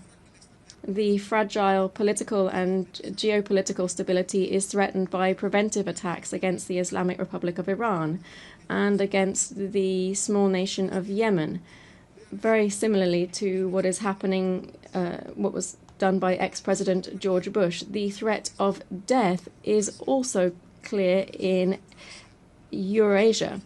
In Eurasia, despite the intermittent attempts to achieve a political outcome, the expansionist ambitions of NATO, which is nothing else than the military arm of concentrated capital, is trying to protract the military conflict by using Ukraine as a launch pad against the Russian Federation. The threat of death also hangs over Asia. The East China Sea, which is an area of great geostrategic and economic importance, is facing two problems that could have an impact not only on the region but also the entire world. The overcoming of the sovereignty of Taiwan by the People's Republic of China is another example of explicit neocolonialism that is encouraged by the United States, as well as the dispute on the Senkaku Islands, the sovereignty of which is disputed between Japan, Taiwan, and China. It appears that these islands are home to important hydrocarbon resources. Furthermore, the constant tension between North Korea and South Korea could not only become a problem that affects these two countries, but also the entire security of the world. Heads of state and government, I've been referring to this entire world to say that in this new imperialist intervention, we should call it what it is, neocolonialism. And what should we do? I'm asking this because it's led to one of the most outstanding strategies of the fight for the emancipation of labor over capital. This is also the fight of life over death. I wish to propose that we firstly establish a commission for reparations following slavery, apartheid, genocide, and colonialism in the countries of the global south. To do so, the United Nations should find a way to ensure that those designing war and death pay their billions of dollars rather into a reparations fund. I hope that this rostrum, the highest on the international stage, will also serve to be able to launch an appeal and recognize that colonialism and neocolonialism was and is an historic mistake that brings and continues to bring a social wound over the population that it victimizes. It also does this with indigenous societies that it affects in particular. Today, on behalf of the construction of a fair future, we have to condemn the devastating impact of colonialism in the past and the present. I appeal to the heads of state of CELAC and the African Union to join forces and to oppose the adverse consequences of colonialism. This commission that I've mentioned should set up effective mechanisms to restore historic justice in the following spheres: reparations, land rights, recovery of the environment destroyed through the action of the colonizers and transnational corporations, apologies for the colonial past through the restitution of cultural goods of the indigenous peoples that were taken by the colonizers during the period of expansion and genocide, the prevention of neocolonial practices, programs for the development of indigenous peoples and the preservation of their culture and identity. We should also provide compensation to people who have resisted the military occupation of their territories and those that are suffering under unilateral sanctions and economic blockades. Secondly, we should convert the UN General Assembly into a body with binding power so that it can be an effective voice for all peoples and not a space where we simply realize the will of the most powerful. We need this forum to be an ethical nucleus, a political heart, and the living spirit of a new era guided by the culture of life. We need the resolutions adopted within the UN General Assembly to not be vetoed by any superpower and to be truly complied with. This means ensuring that multilateralism is truly valid and not just a formality. We should declare the world as a zone of peace and promote demilitarization as far as possible. The immense majority of the population in the world refuses to accept that the revitalization or overcoming the cyclical crises of capital should be done on the basis of investment in billions of dollars to manufacture all types of conventional and unconventional weapons. Just 1/3 of military expenditure would give us better and greater education, health, and housing guaranteed for everyone. The UN has to become a pact for peace and for life as the shared destiny of everyone who believes in living together. 4, we need to undertake a profound reform of the Security Council that would prevent one of 2 countries holding up global stability. We need to ensure this reform and ensure the reform that the countries of the Global South have been insisting on for several years. Democratizing the Security Council would be giving effect to the principle of the legal equality of states and democratizing the future. It would be to ensure that the voices of Africa, Latin America, and the Caribbean, Asia, and the historically marginalized peoples would also count. 5, we should move towards the Universal Declaration of the Rights of Mother Earth. Bolivia, together with the Amazonian peoples, speaks up to recall the urgent need for international cooperation to strengthen the conservation of the Amazon. We should do so through strengthening the sovereignty of Amazonian countries over this strategic biome for the world. Defending the Amazon means defending life.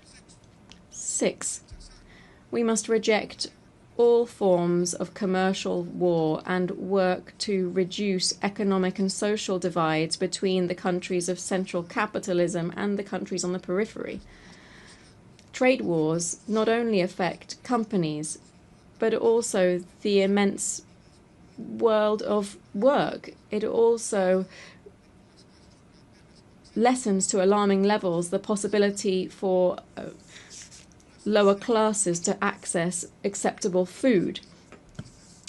The hegemonic and capitalist interests don't have any right to overtake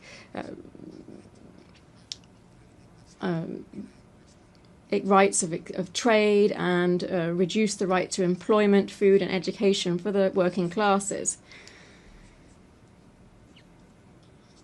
Dear guests here at the 80th session of the UN General Assembly, I'm very grateful that on this occasion of the 80th anniversary of the establishment of the United Nations, having listened to the analysis and the outlook of the plurinational state of Bolivia over critical problems facing us today, and as we look ahead to working together for peace, development, and collective human rights, the Bolivian people, to whom we have guaranteed a democratic transit as that we have not seen in 28 years in our country, is looking forward to seeing the changes that we must see within the United Nations in order to guarantee global peace.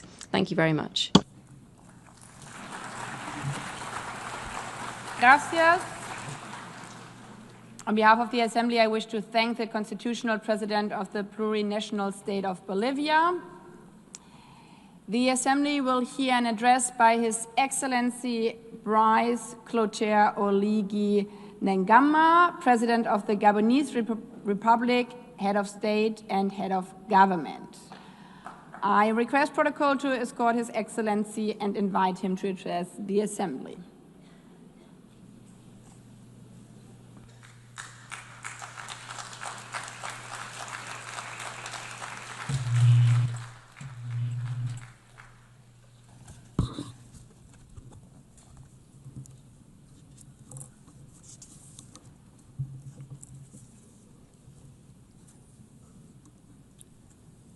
Madame la Présidente, Madam President of the General Assembly, distinguished heads of state and government, distinguished Secretary General of the United Nations, distinguished delegates, ladies and gentlemen, at the outset, I would like to most warmly and sincerely congratulate Her Excellency Annalena Baerbock on her election as President of this 80th session of the General Assembly of the United Nations.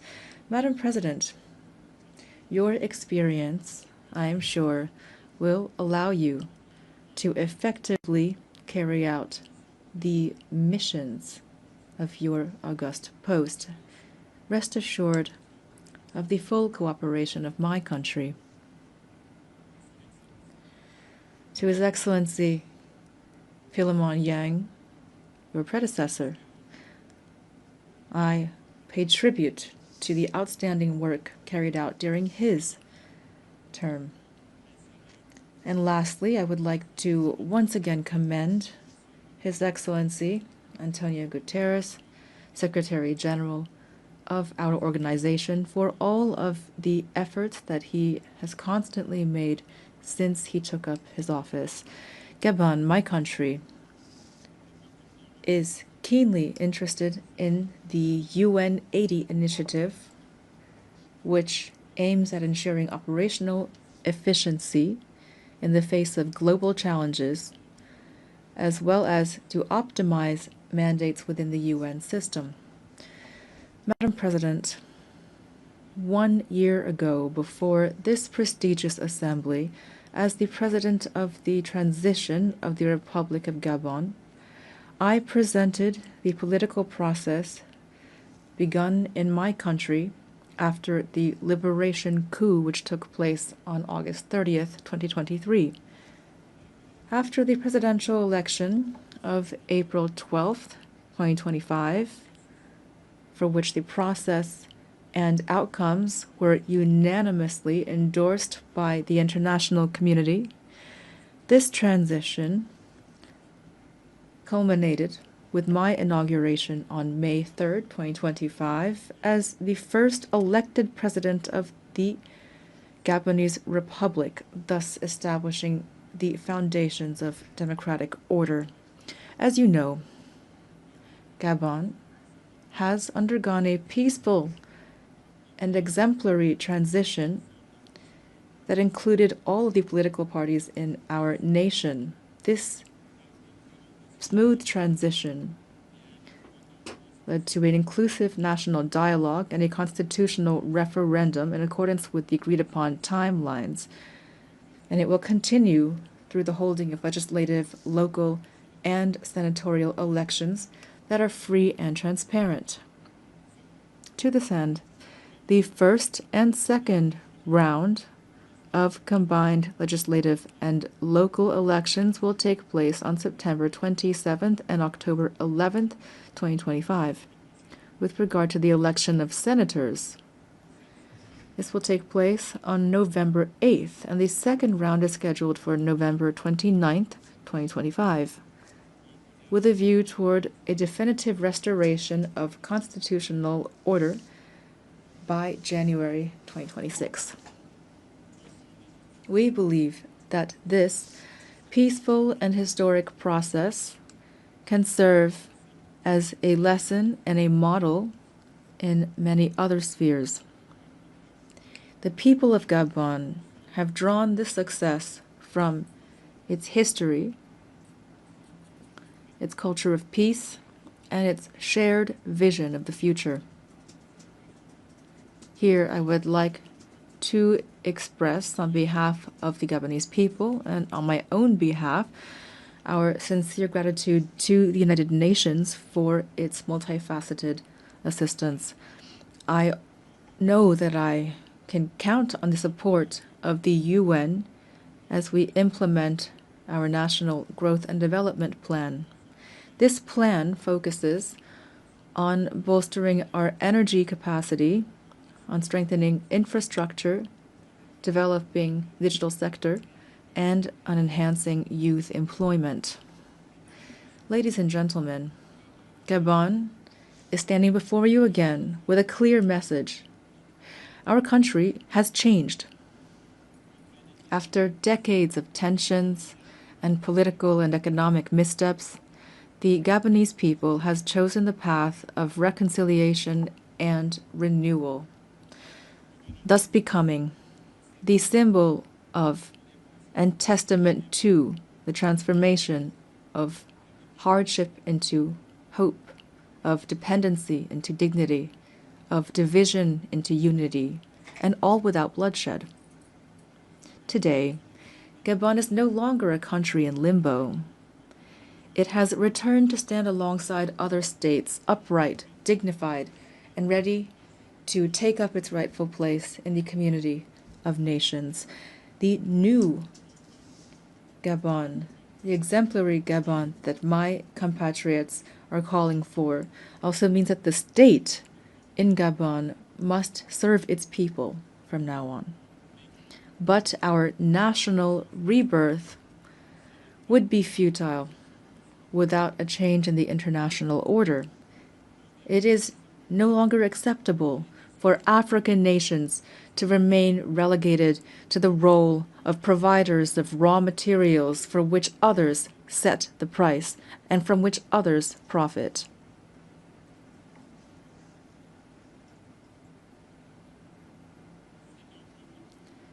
Therefore, I would like to invite public and private investors to support us through win-win partnerships.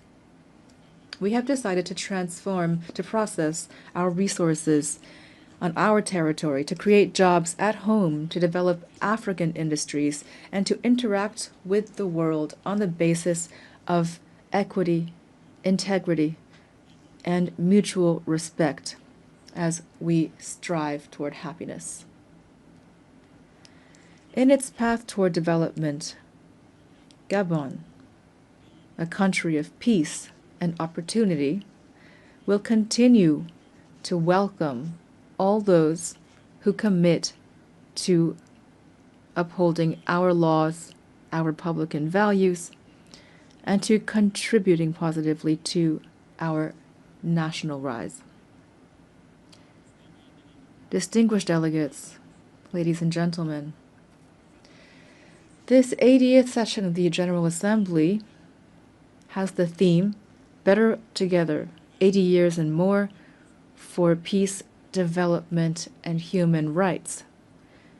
It takes place in an international context characterized by economic, environmental, and security crises that call for more sustained and more staunch collective engagement. This is an urgent call to tackle these concerns in accordance with the spirit and the values of the UN Charter. Ladies and gentlemen, today the world has a radically different face. Humanity has never had so much technological prowess to ensure its well-being, and yet international peace and security have never seemed so fragile and so under threat. It is high time that peace reign on earth, and especially in Africa, which has so long suffered under conflicts that have been stoked and financed from outside the continent. Let the guns at last fall silent in the DRC, in Sudan, in the Horn of Africa, and in the Sahel. In this regard, instead of constantly stigmatizing and condemning the states of the Sahel, the international community would benefit from supporting them in their battle against the many-headed threat of terrorism. Ladies and gentlemen, on December 12, 1988, Gabon officially recognized the State of Palestine. Then, as now, we support the two-state solution, the only way, in accordance with UN resolutions, to guarantee a just and lasting peace between Israelis and Palestinians, as well as to guarantee international security. In this vein, Gabon must reaffirm its position in favor of lifting the embargo imposed on Cuba due to its negative effect on the well-being of Cuba's people. We solemnly reaffirm our full support for international efforts carried out throughout the world to achieve peace. These efforts must be centered on humans, especially women and youth. Through the Pact for the Future of 2024, the UN must continue to encourage and support the crucial action of women, stemming from the Declaration and the Beijing Declaration and Program of Action, of which we're celebrating the 30th anniversary this year. Madam President of the General Assembly, Secretary General of the United Nations, the triple planetary crisis of climate change, biodiversity loss, and pollution is an existential threat for humanity.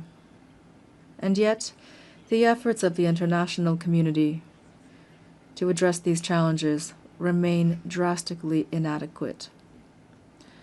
The Treaty on Biodiversity Beyond National Jurisdictions, which we have just ratified, fills a legal gap and provides an ambitious framework for equitable and sustainable governance of biodiversity.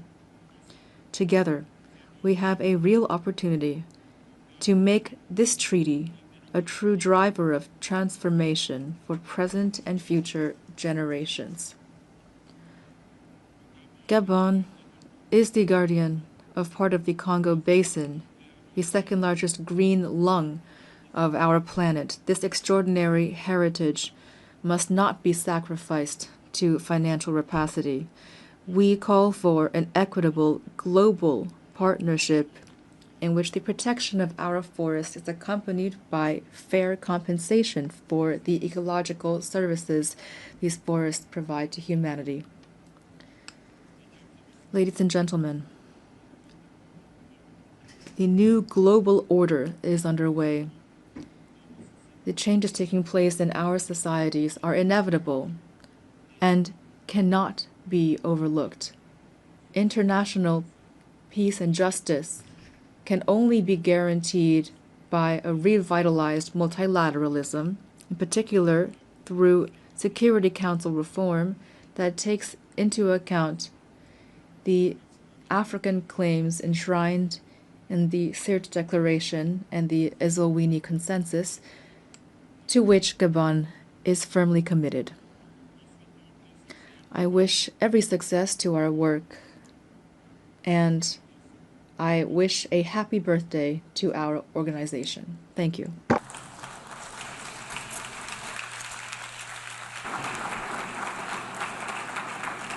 I thank you and happy birthday to all of us. On behalf of the Assembly, I wish to thank the President of the Gabonese Republic, Head of State and Head of Government. The Assembly will hear an address by His Excellency John Dramani Mahama, President of the Republic of Ghana.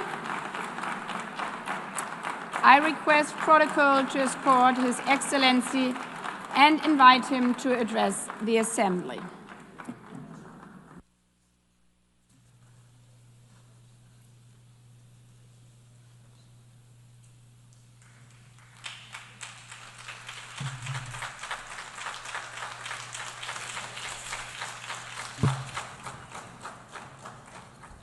Thank you, Madam President, Mr. Secretary General, Excellencies, ladies and gentlemen. At this 80th session of the United Nations General Assembly, I'd like to speak about Africa's role in the future of this organization. However, it's impossible to do that without first considering the collective role that Africa played in its founding, which was small and relatively insignificant. Of the 51 member states involved in the founding of the United Nations in 1945, only 4 were African: Egypt, Ethiopia, Liberia, and South Africa. It is important to point out that the United Nations came into being in the aftermath of World War II because of the inability of its predecessor, the League of Nations, to avert a large-scale global conflict, which had been its guiding purpose when it was founded in 1920 at the end of the First World War. Out of the 42 founding member states of the League of Nations, only 3 were African: Liberia, the Union of South Africa, and Ethiopia. Egypt was to join later in 1937. Africa's overall participation in the organization's founding was minimal and relatively unimportant. That's because before all the other talks and meetings, representatives from a group of 40 nations gathered in Berlin for a series of discussions that began in 1884 and which led to the partitioning and formal colonization of the African continent, which is also called the Scramble for Africa. It has famously been written that past is prologue. Well, in the past, the majority of the 54 nations that now comprise Africa were never offered a seat at the table where plans for a new world order were being drawn. But, Madam President, as fate would have it, the tables are turning, and Africa's role in the authorship of whatever is yet to come for this world is going to be huge, and it will be consequential. According to this organization's own projections, by the year 2050, more than 25% of the world's population is expected to come from the African continent. Additionally, by 2050, 1/3 of all young people aged between 15 to 24 will be residing on the African continent. So you see, the future of this world is African. Allow me to say this once again a little louder for those of you in the back. The future is African.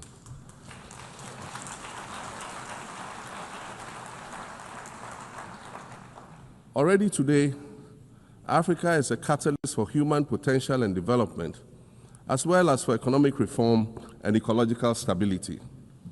Africa is a catalyst for systemic change. If this reality, which is fact-based and straightforward, seems provocative or unsettling, perhaps it's because you are viewing it through the lens of centuries of filters, colonialism and imperialism, and the resulting implicit bias. Maybe you are unaware of the resilience of African nations or their remarkable ability to make a strong comeback just when you think it's safe to count them out. That is what is happening right now in my own country, Ghana. Our constitution limits leaders to 2 4-year terms. In January, I was sworn in for a second term, which, let me point out, was non-consecutive with my first term. Our currency, the Ghana cedi, was rapidly depreciating, faced with rising inflation, a huge debt burden, and low morale amongst our citizens. My new administration settled down quickly and embarked on an ambitious program of comprehensive transformation designed to restructure Ghana's economic foundation and enhance our competitive standing globally. We refer to this process of recalibration as our reset agenda.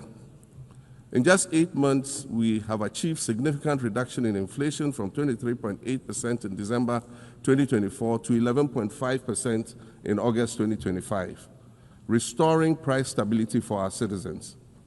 Additionally, our currency, the Ghana cedi, has appreciated considerably against other currencies, with Bloomberg reporting it as the best performing currency in the world at one point. Our improved sovereign credit rating reflects increasing investor confidence in our economy. And our 24-hour economy initiative promises to transform our economy. And there's a renewed willingness amongst our people to trust that their elected officials have Ghana's interests at heart and that we're progressing together.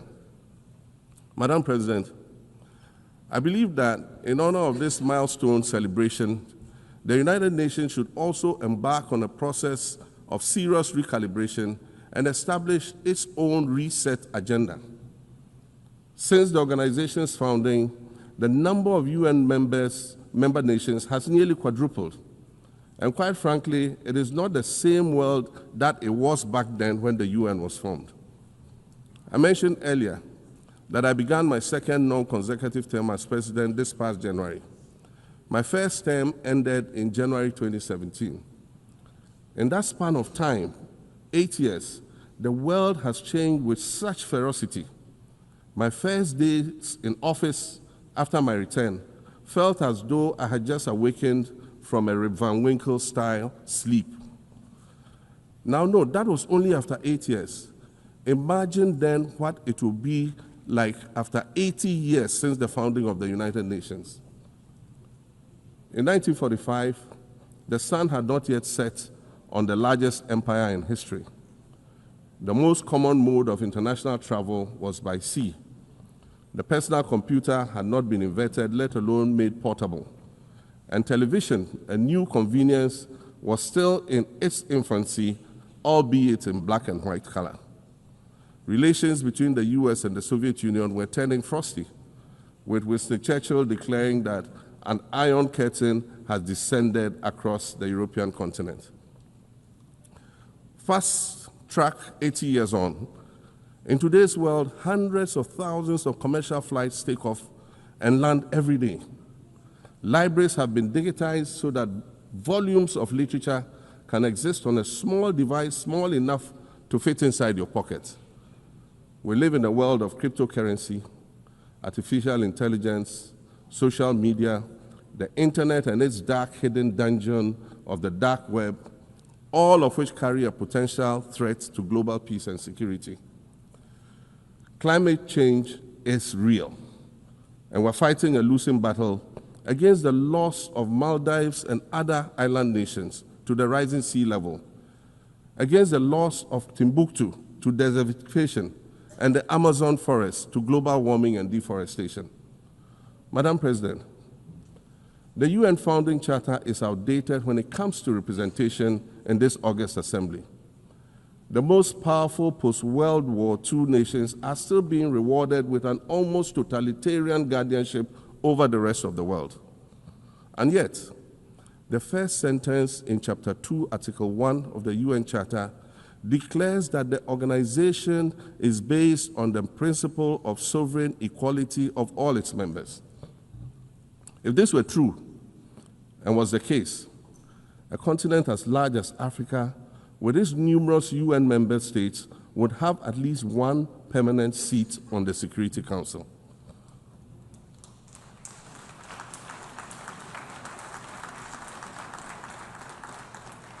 Furthermore, we believe that veto power should not be restricted to only 5 nations, nor should it be absolute. There must be a mechanism in this House for the General Assembly to challenge a veto. No single nation should be able to exercise an absolute veto to serve its own interests in a dispute. In 1995, during the 50th anniversary of the United Nations, Nelson Mandela stood in this very spot, and he said, the United Nations has to reassess its role, redefine its profile, and reshape its structures. It should truly reflect the diversity of our universe and ensure equity among the nations in the exercise of power within the system of international relations in general, and the Security Council in particular. I close quotations.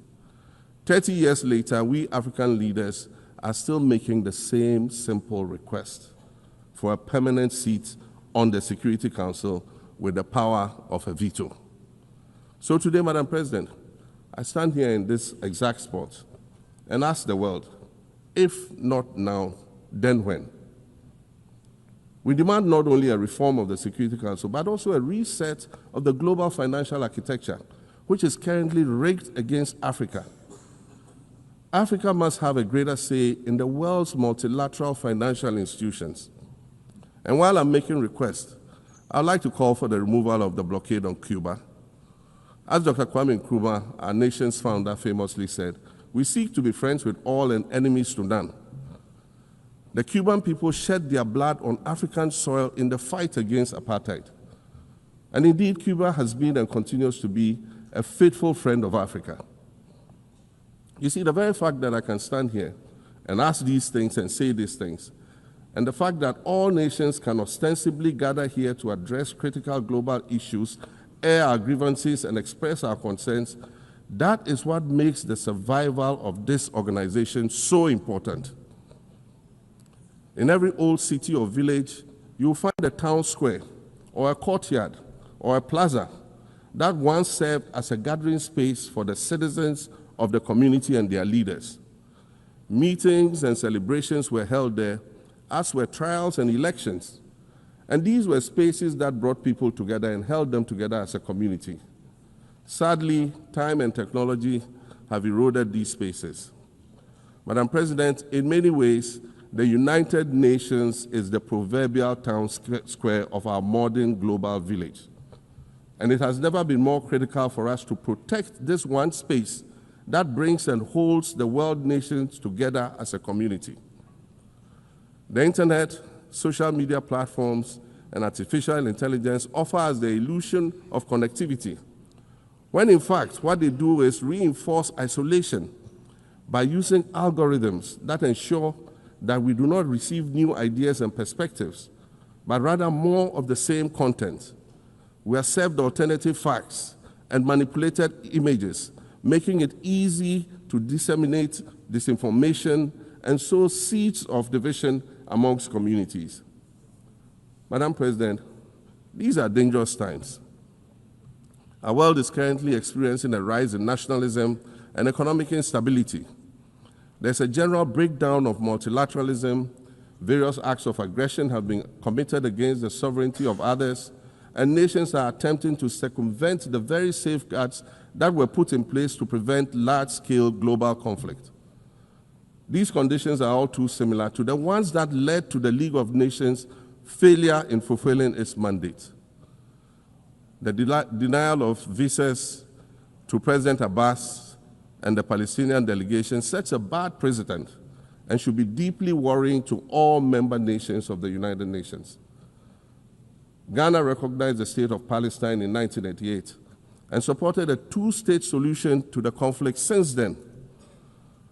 And I say, contrary to the claims of some, a two-state solution would not be a reward for Hamas.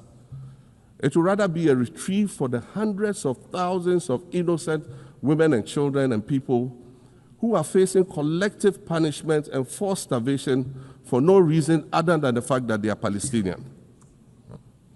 For nearly 2 years and for the fear of reprisals, we here in this General Assembly have been playing hide and seek with language to find the right words to help us avoid or excuse what we all know is taking place in Gaza.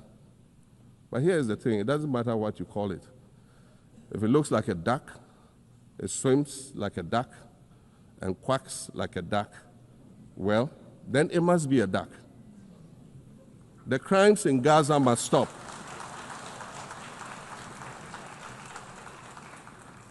The crimes in Gaza must stop. Madam President, I also want to draw particular attention to the conflict in Sudan, which this body has described as the world's largest humanitarian crisis. 12 million people have had to flee their homes. And when we speak of migration, we refer to the 12 million new Sudanese refugees, whom we as a global community should be willing to assist in much the same way that many member nations readily assisted new refugees coming out of Ukraine. Let's dispense with the euphemisms and dog whistles and speak frankly. It is not a mystery that when leaders of Western nations complain of their migration problems, they are often referring to immigrants from the global south. But many of those immigrants are climate refugees. And interestingly, the global north emits 75% more greenhouse gases than the global south. However, the effects of climate change are more severe in the global south because we lack the resources to address them effectively. And so when the desert encroaches on our villages and towns and they become unlivable, we are forced to flee. Warsan Shire, a Somali-born prophet, a Somali-British poet born in Kenya to Somalian refugee parents, was London's first youth poet laureate. She writes in her poem titled Home. And it says, you have to understand that no one puts their children in a boat unless the water is safer than the land. No one bends their palms under trains beneath carriages No one spends days and nights in the stomach of a truck feeding on newspaper unless the miles traveled mean something more than just a journey. Madam President, we cannot normalize cruelty. We cannot normalize hatred. We cannot normalize xenophobia and racism. If we're going to tell a story, let's not tell its slant. Let's tell all the truth. When we speak of migrants, we speak of Mami Ewusi Mensah Frimpong, a judge on the U.S. District Court for the Central District of California. She's the first black female judge on any of California's 4 federal district courts. She was born here in America to immigrant parents from Ghana. We speak of Peter Bosman, a medical doctor in Ghana who moved to the town of Piran in Slovenia in the 1980s and later became the first black mayor of Piran, the first black mayor in Slovenia and in the whole of Eastern Europe. We speak of T. Michael, the iconic Ghanaian Norwegian artist and designer. And of course, we speak of the late Kofi Annan, former United Nations Secretary General.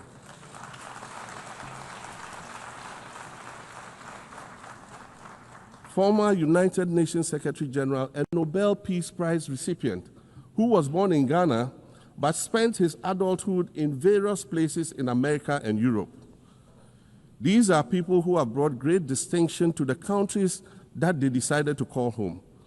Just as the migrants and the children of migrants before them did, I dare say these are not invaders. These are not criminals. Madam President, the slave trade must be recognized as the greatest crime against humanity. As the African champion on reparations, Ghana intends to introduce a motion in this August body to that effect. More than 12.5 million Africans were forcibly taken against their will and transported to create wealth for the powerful Western nations. We must demand reparations for the enslavement of our people and the colonization of our land that resulted in the theft of our natural resources, as well as the looting of artifacts and other items of cultural heritage that have yet to be returned in total. We recognize the value of our land and the value of our lives, as did our colonizers, as well as the governments that happily paid reparations to former slave owners as compensation for the loss of their property in quotes, and that property for which they received compensation was paid referred to enslaved people who had been freed.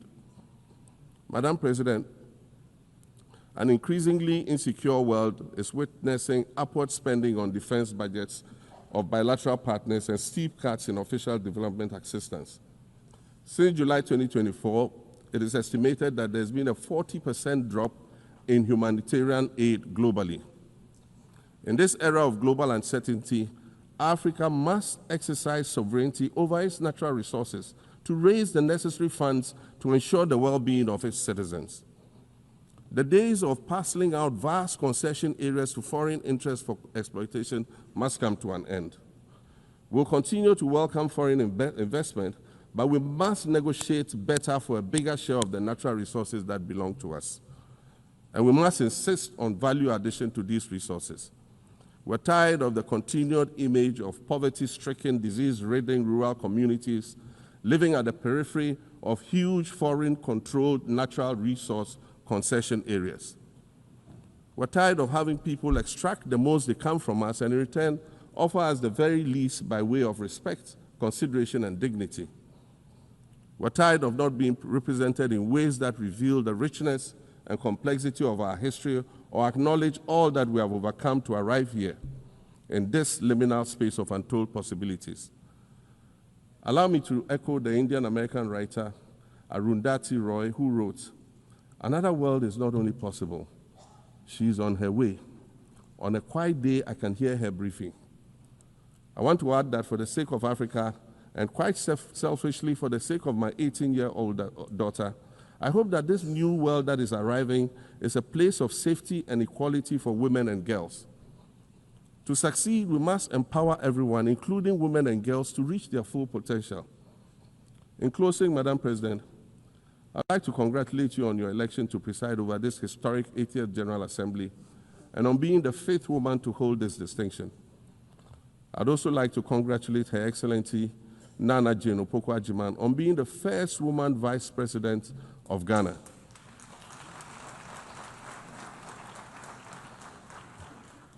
Now every Ghanaian girl knows the heights to which she can ascend.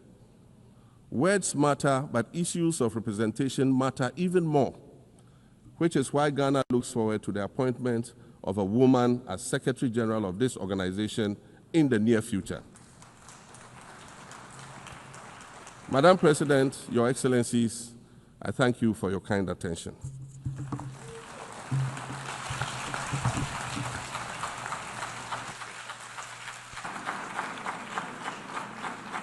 On behalf of the General Assembly, I wish to thank the President of the Republic of Ghana.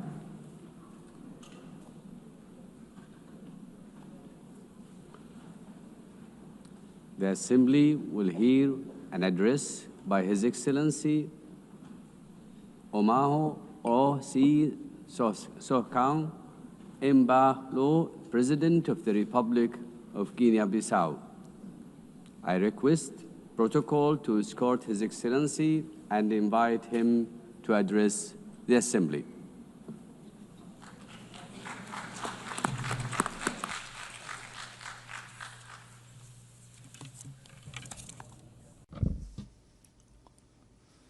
Madam President, distinguished heads of state and government, Mr. Secretary General, ladies and gentlemen,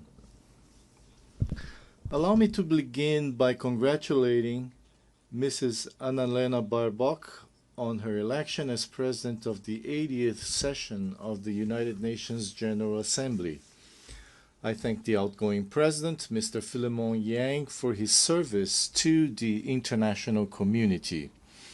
To Secretary General Antonio Guterres, I wish to reaffirm Guinea-Bissau's full support for his tireless efforts in favor of world peace, international cooperation, multilateralism, and sustainable 80 years ago,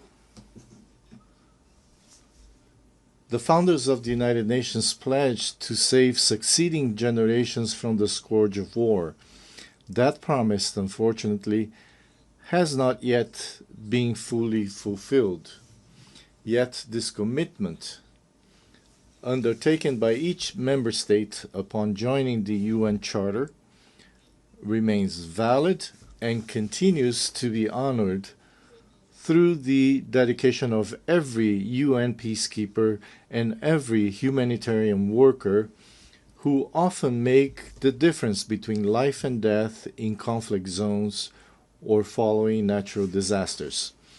UN agencies such as WHO, UNESCO, UNICEF, FAO, WFP, UNHCR, and UNDP, among others, provide treatment, education, vaccines, food, and protect every day millions of human beings and contribute to the fight against poverty and discrimination against women and girls all over the world. The United Nations remains relevant, especially in these times of deep global uncertainty and crisis. It continues to be the only forum where all nations, large and small, have a seat and a voice. Excellencies, ladies and gentlemen, we live in a world confronted by multiple crises. We are witnessing what Secretary General Antonio Guterres has called polycrisis. Conflicts in Ukraine, Gaza, Sudan, and other regions persist. Socioeconomic inequalities, environmental shocks, political instability, and humanitarian emergencies disproportionately affect developing countries, with the greatest impact on small island developing states. Progress towards the Sustainable Development Goals has slowed significantly or even stalled. The sovereign debt burden of poor countries is increasing, while development assistance is declining. Guinea-Bissau welcomes the UN 80 initiative, and we hope it will contribute to strengthening the organization, especially in promoting peace, international security, and the achievement of the SDGs. The Pact for the Future offers a roadmap and an action plan that must not remain on paper. Madam President, Excellencies, ladies and gentlemen, last July, Guinea-Bissau hosted the 15th Conference of Heads of State and Government of the Community of Portuguese-Speaking Countries, CPLP. I have taken on the presidency of the CPLP for the 2025-2027 term. The CPLP places high importance on its cooperation with the United Nations and its specialized agencies.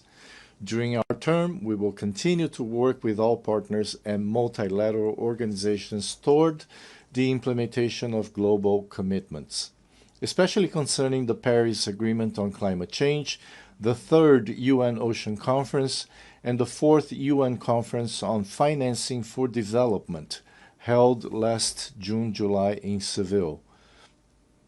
We are convinced that 2 major international meetings scheduled for November, namely COP30 in Belém, Brazil, and the 2nd World Summit for Social Development in Doha, Qatar, will serve as key platforms and opportunities to strengthen our cooperation and to advance our shared goals. Madam President, Excellencies, ladies and gentlemen, Guinea-Bissau is scheduled to hold presidential and legislative elections on the 23rd of November this year. All necessary conditions are being put in place to ensure that these elections are held peacefully, freely, transparently, and credibly. Over the past 5 years, I have prioritized dialogue, inclusion, political stability, and the consolidation of the democratic rule of law. I am confident that these upcoming elections will reaffirm the irreversible nature of citizenship and democratic values in Guinea-Bissau. Madam President, Excellencies, ladies and gentlemen, allow me to conclude by saying that in an increasingly interdependent world, we need, now more than ever, a world order grounded in the principles enshrined in the United Nations Charter, in respect for international law and in peaceful coexistence. In this regard, Guinea-Bissau reiterates our call for an end to the economic, commercial, and financial embargo and other forms of restrictions imposed on Cuba. 80 years after the creation of the United Nations, the world has changed. We are no longer just the 51 countries who signed the UN Charter in 1945. Today, the United Nations is all of us, the 193 member states, plus observer states, NGOs, civil society organizations, and other actors represented in this great assembly hall. To meet the challenges of the 21st century, the UN must undertake urgent reforms, reforms that reflect today's geopolitical realities and global power balances, reforms that expand and democratize the Security Council, reforms that provide a place and a voice to the Global South, reforms that restore confidence in the multilateralism and international cooperation. The UN continues to be a unique multilateral space where dialogue is still possible, even when diplomacy and good offices fail elsewhere and in other circumstances. The legitimacy, strength, and future of the UN lie in the inclusion and full participation of all of us in deliberations and decision-making. Its core details, peace, dignity, equality, poverty eradication, cooperation, and peaceful resolution of conflicts remain alive and continue to inspire the purposes of the international community and the March of Humanity. Thank you very much.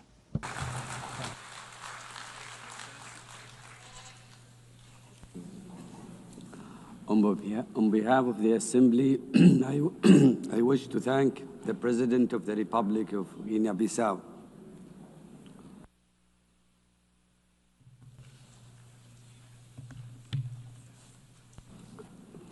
The Assembly will hear an address by His Majesty King Musawati III, head of the state of the Kingdom of Eswatini.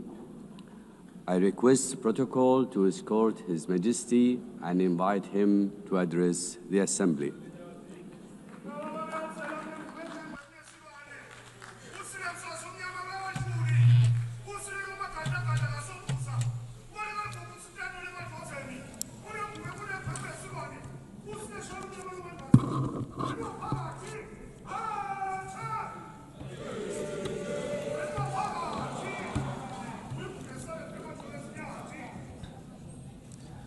Your Excellency, Madam President of the General Assembly, Your Majesties, Excellencies, Heads of State and Government, UN Secretary General, distinguished delegates, ladies and gentlemen.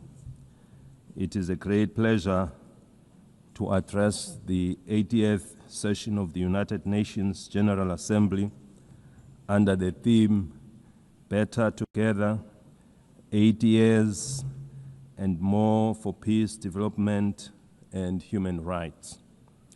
At the outset, we wish to assure you, Madam President, of Eswatini's unwavering support during your tenure.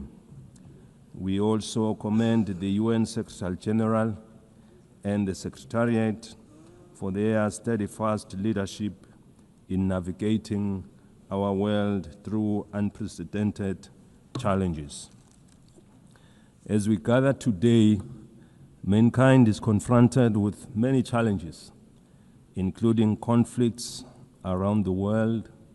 We must remind ourselves that when the United Nations was established in 1945, it was during a time of widespread global strife. Its founding fathers resolved that no country or people should endure suffering due to conflict. The UN Charter and structure were designed to be clear and resolute. Now is the time to ask ourselves what has gone wrong and what steps must be taken to correct these challenges and restore the UN's mission of fostering peace. The question we must ask ourselves further is, what is the UN doing to address these issues effectively? I propose that the United Nations establishes ad hoc committees to tackle global conflicts and promote peace. These committees should have equitable representation in dealing with the relative conflicts in the diverse regions of hotspots, including Africa, the Middle East, Europe, and beyond, ensuring that all affected nations have a voice. Supported by the Secretariat of the United Nations, these ad hoc committees would visit conflict zones, engage with local communities, and work towards peaceful resolutions. For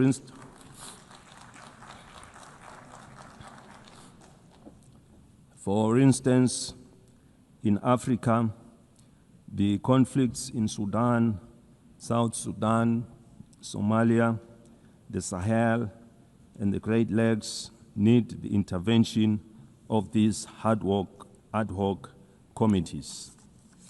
In the Middle East, they should facilitate dialogue with all parties involved. The team could ask the Palestinians what it will take to release the hostages, given the fact that the Israelis would remain aggrieved as long as their loved ones are not with them.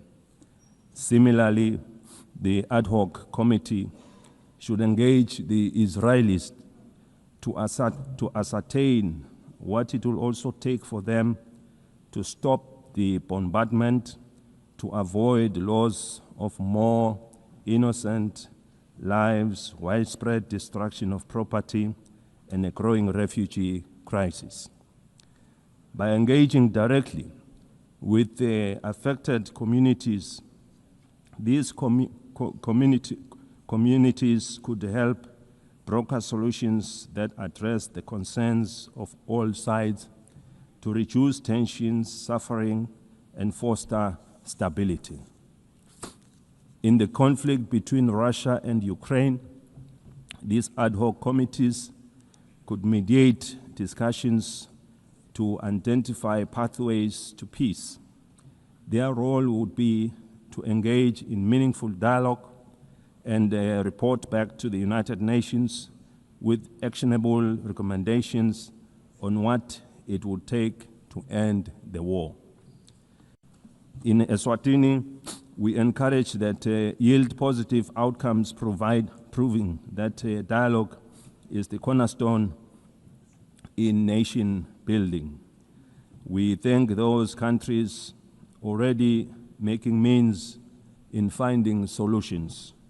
This suggested approach is not meant to undermine their efforts, but it would complement them as they are already working towards peaceful resolutions. We must avoid actions that could escalate tensions further and instead focus on saving innocent lives. Millions of lives have already been lost during the COVID-19 pandemic. We therefore cannot afford to lose any more to conflict.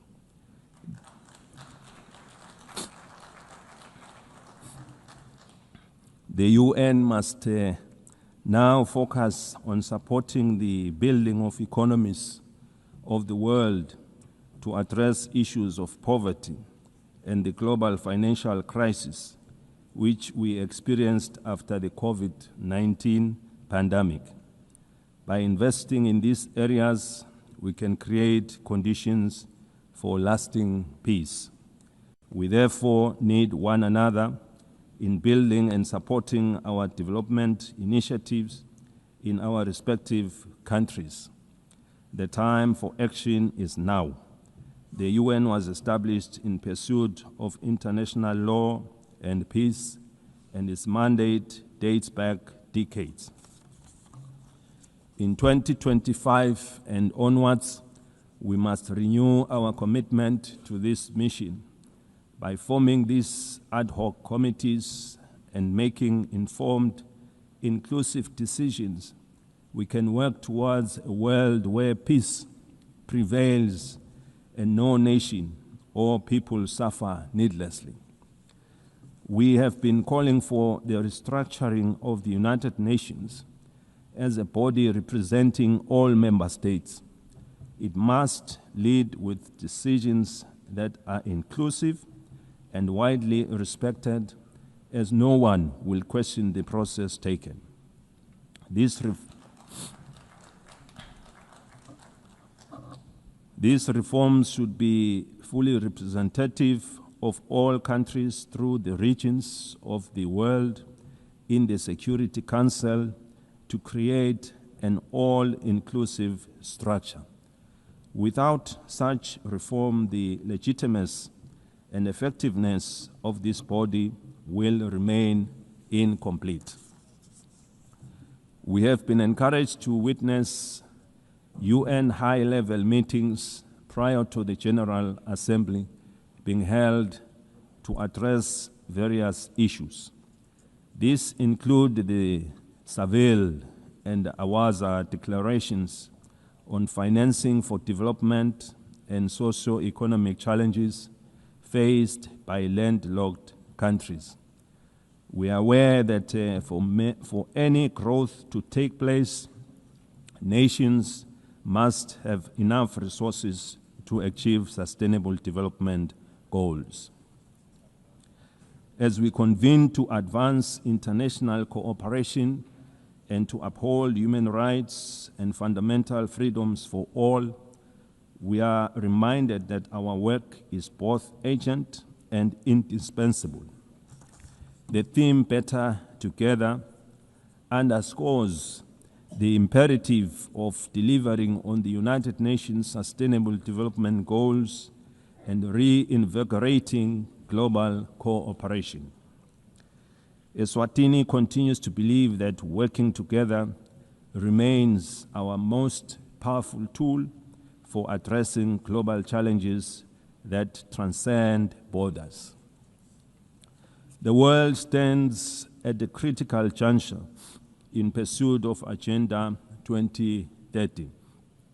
With only 5 years remaining, we must face the reality that progress on the SDG is far off track. This is a sobering reminder that our collective efforts must be redoubled and that international solidarity, cooperation, and shared responsibility are more urgent than ever before. Through my national call to all Eswatini, to all Emaswati of Ngwe, for a greater sense of agency in the pursuit of sustainable development, the Kingdom has made important strides in advancing Agenda 2030, particularly in the areas of the economy, in various sectors, health, education, and gender equality, to mention a few. Furthermore,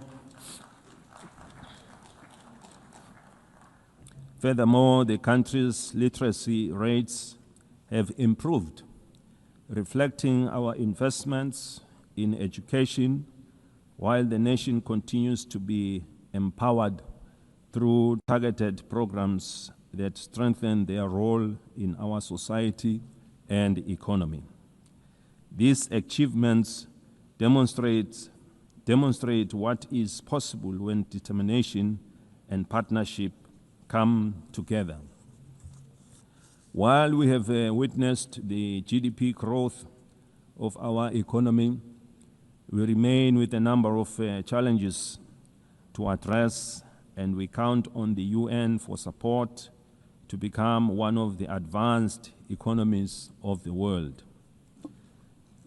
We have implemented initiatives to grow our economy and attract new investments by opening trade opportunities with other countries that give access to regional and international markets.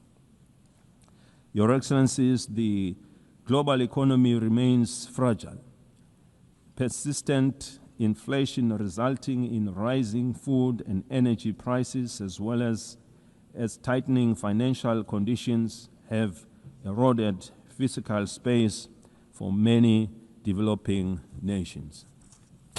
Across sub-Saharan Africa, countries spend on average 12% of government revenues on debt servicing, diverting resources urgently needed for social cohesion programs.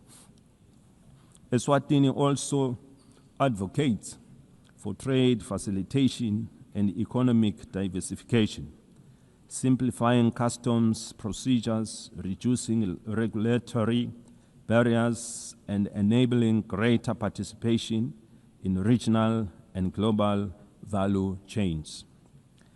In this regard, the African Continental Free Trade Area has the potential to boost intra-Africa trade by up to 52%, drive industrialization, and create millions of jobs. For countries like Eswatini, the AfTA offers more than market access. It provides a pathway to overcome geographic constraints through regional integration, cooperation, and efficient trade corridors. In an increasingly connected world, the Kingdom of Eswatini is actively striving for digital transformation as a catalyst for sustainable development. Eswatini is open for business in technology and looks forward to partnering and sharing experiences with other developed countries in advancing our technologies. Eswatini is proud of the significant progress achieved under Sustainable Development Goal 3.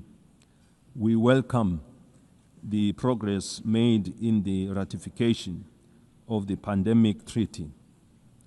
This landmark agreement is essential for strengthening preparedness and resilience against future health emergencies, fostering effective and equitable cooperation. We remain deeply concerned about the decline in bilateral and multilateral support for global health priorities.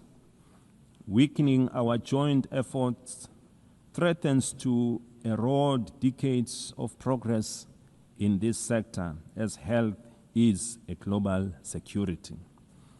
The Kingdom of Eswatini recognizes that the increasing frequencies and intensity of natural disasters, emergencies, and protracted crises highlight the urgent need for integrated responses that bridge humanitarian relief, long-term development, and peace building.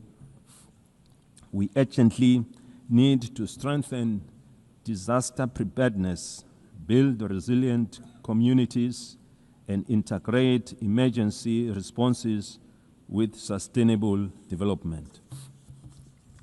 Eswatini, like other countries in the region, has many young and marginalized groups who face unemployment and inequality in various sectors. Ensuring empowerment, capacity building, and employment is our priority, and with the support of the UN programs, we are taking deliberate steps to provide a more enabling environment to guarantee their future. We equally recognize the rights and potential of persons with disabilities who continue to face disproportionate barriers to education, employment, and social participation so that they can fully contribute to and benefit from national development. The United Nations General Assembly Resolution 2758, adopted in 1971, did not address the issue of Taiwan's representation in the United Nations, and it does not preclude their participation in the UN system. The United Nations must seek suitable ways of including Taiwan so that she can better contribute to realizing the UN Sustainable Development Goals. In that way, this will fulfill the UN mandate to ensure that no country is left behind.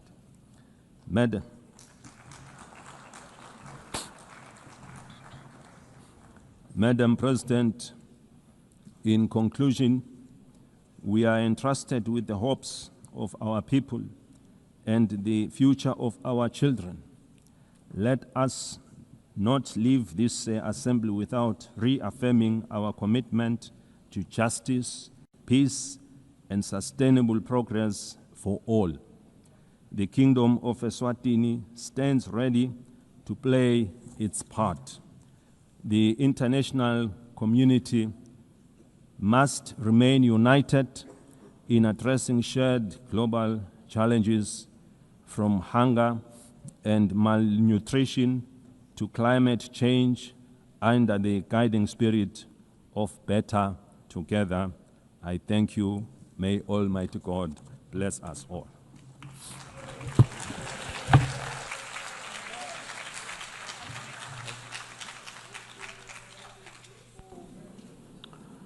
On behalf of the Assembly, I wish to thank the head of the state of the Kingdom of Eswatini.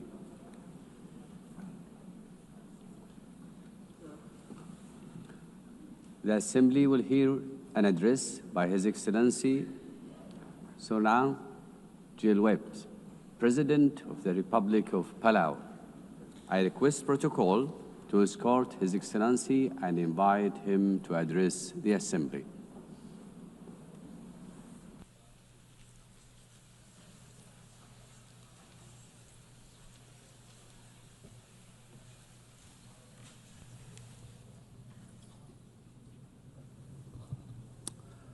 Madam President, Secretary General, Excellencies, distinguished guests, delegates, it is my great honor to address this Assembly at a milestone moment, the 80th anniversary of the United Nations. 80 years ago, nations scarred by war came together to say, never again. They built this organization on the belief that cooperation, not conflict, could guide humanity forward. Today, as we reflect on that founding vision, let us remember the United Nations was not built for the powerful, but for all nations, large and small. In Palau, we have a saying, "Ndisan son embrari akloes." Small twigs banded together can light the fire that can bring the pot to boil. This wisdom reminds us that even the smallest among us, when united and determined, can drive meaningful change. The recent International Court of Justice advisory opinion affirms this truth, that our voice, though often overlooked, carries the weight of justice. We thank Vanuatu for their leadership and recognize the Pacific youth who co-led this charge. The advisory opinion confirmed that what we have always known, 1.5 degrees is not optional. It is now the benchmark for international law. Let us defend this limit as the political, moral, and legal anchor of the Paris Agreement. The world is at war. Defense spending is at an all-time high, approaching $3 trillion annually. We have many problems. And now more than ever, we need to come together. We are also at war. Our shores are being invaded by seawater. Our homes are being blown away by storms. Our roads are being washed away by torrential rains. Our reefs are overheating. Our fish are disappearing. And our land is on fire. This is our daily battle. And ahead of COP30 in Belém, we must see new nationally determined contributions submitted without delay, particularly from major emitters. And they must be aligned with the 1.5 degree trajectory. We applaud Australia's leadership in setting incredibly ambitious and achievable 2035 emissions reduction targets and developing clear strategies to reach its net zero emissions pathway by 2050.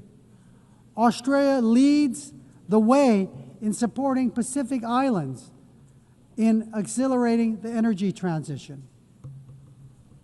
This is a testament to the kind of leadership needed to defend and ensure a safe and prosperous future for all. However, ambition without implementation is an empty promise. For SIDS, the fight depends on climate finance. Too often, our countries are trapped in systems that are overly complex, slow, inaccessible. Finance must be predictable and adequate. It should not create new debt. It should free us to implement our NDCs, adapt to climate change impacts, and address loss and damage. The 1.5 degrees Celsius limit remains our lifeline, and finance is the key to achieving it. We need investment, not in defense, but for us to combat our greatest threat, climate change. It is not aspirational. It is the scientifically grounded guardrail that protects the most vulnerable from the worst climate impacts. Madam President, our region has served as the world's moral compass on climate justice. We have helped secure the 1.5 degree goal in Paris. We have pushed for a mechanism on loss and damage. If the world is serious about 1.5, we urge you to come to our region, to see with your own eyes what the Pacific is facing, and be moved to act. That is why COP31 must be a Pacific COP, hosted by Australia, shaped in partnership with the Pacific. Madam President, on the issue of climate solutions, deep-sea mining has been incorrectly promoted as a silver bullet for the climate crisis. If we rush forward without understanding the consequences, we risk inflicting irreparable harm. The loss of biodiversity, the release of carbon, damage to our water column, and the destruction of fisheries that sustain our people is unfathomable. At UNOC 3, 38 countries, including Palau, came together to support a moratorium, and our message is clear. We must let science guide before we exploit the deep sea. The historic BBNJ agreement enters into force in January. And while Palau is proud to be the first ratifier, we couldn't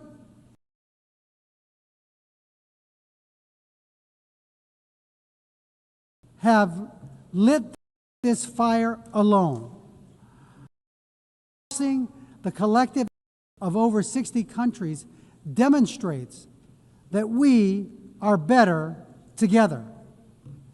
While we celebrate this achievement, we need even more nations to join this commitment to truly safeguard our ocean's future. Colleagues, the BBNJ agreement presents an unprecedented opportunity to design new ocean governance institutions where SIDS have a voice from the start. We are big ocean states, and we call on our partners, including the EU, to support a SIDS seat in the BBNJ governance structure. Excellencies, the stakes for SIDS could not be higher. Our economies are small, our vulnerabilities are acute, and our physical space is painfully narrow. The Antigua and Barbuda agenda for SIDS gives us a blueprint for resilient prosperity, but it cannot stand without tools. That is why the Seville commitment matters. The world has finally recognized that the financial system cannot be fair if it measures only income and ignores vulnerability. Multilateralism is our only shield, yet too often it is sidelined, blacklisted, and cut off from finance and boxed in by rules we did not write. We demand a seat not as bystanders, but as equal architects of our shared future. we call for the full and immediate integration of the multi-dimensional vulnerability index into the policies and frameworks of international financial institutions, multilateral development banks, and international organizations. It is time that we move the MVI from theory to practice. As we commemorate 80 years of this United Nations, we must look honestly at the strengths and its shortcomings. We welcome the Secretary General's UN 80 initiative, but let me be clear, reform cannot be cosmetic. This UN must be more responsive, more equitable, and more focused on delivery. Madam President, Palau knows too well the heavy cost of war, having endured the devastation of World War II on our islands. That history reminds us not only of the suffering left in the wake of conflict, but also the sacred value of peace. Palau has always stood for dignity of every human life and for the peaceful resolution of disputes through dialogue and respect for international law. Our positions, whether in support or restraint, are always guided by a deeper purpose, the pursuit of peace that is just, lasting, and stable. We believe that a durable solution, one that envisions two peoples, Israelis and Palestinians living in two democratic states, side by side, in peace and in dignity and security, within mutually recognized borders, is essential for lasting peace. Russia's unprovoked war against Ukraine is a stark reminder that when international law is disregarded, peace everywhere is placed at risk. It is only through respect for the rules-based order that all nations, large and small, can live securely. Continuing in that spirit of respect for life and stability, I must raise an important issue of principle. Years ago, China wrongly interpreted UNGA Resolution 2758. And today, it continues to claim that Taiwan is a part of the People's Republic. The end result has been Taiwan been silenced. The 23 million people's voices have been kept unheard, keeping Taiwan out of fully participating in the UN system and contributing to the world. Palau believes that inclusivity, which includes Taiwan, strengthens the United Nations, and that no community should be barred from contributing to the solutions of our world that it so desperately needs. Madam President, let me close with another Palauan proverb. It's about tides. Dol raidis. An incoming tide should lift everyone. The choices we make together are about lifting all of us, ensuring the next generation inherits a world that sustains them just as it has sustained us.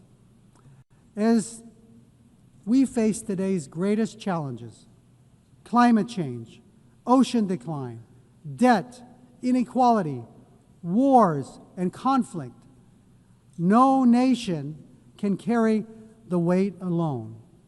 But together, guided by the spirit of the UN's founding and strengthened by 80 years of hard-learned lessons, we can turn the tide. Let this assembly be remembered not only for the words we speak, but for the actions we take and for the resilience we build, the justice we uphold, and the future we secure for the generations yet to be born. We are better together. God bless you. Sulang, thank you.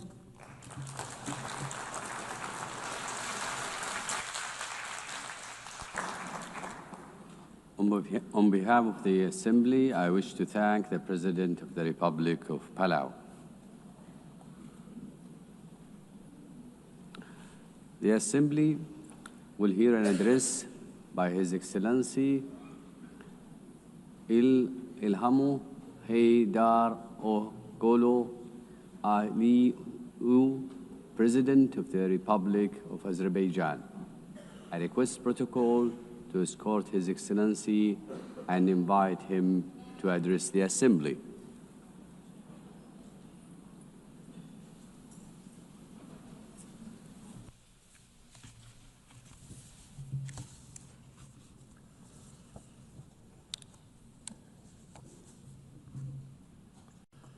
Ladies and gentlemen, for many years, I spoke from this tribune about tragedies of aggression, occupation, and injustice experienced by Azerbaijan.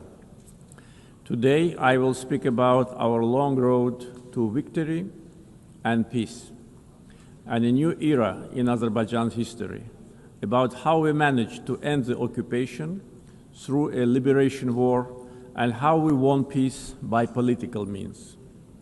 For nearly 3 decades, almost 20% of Azerbaijan's sovereign territory remained under military occupation by Armenia.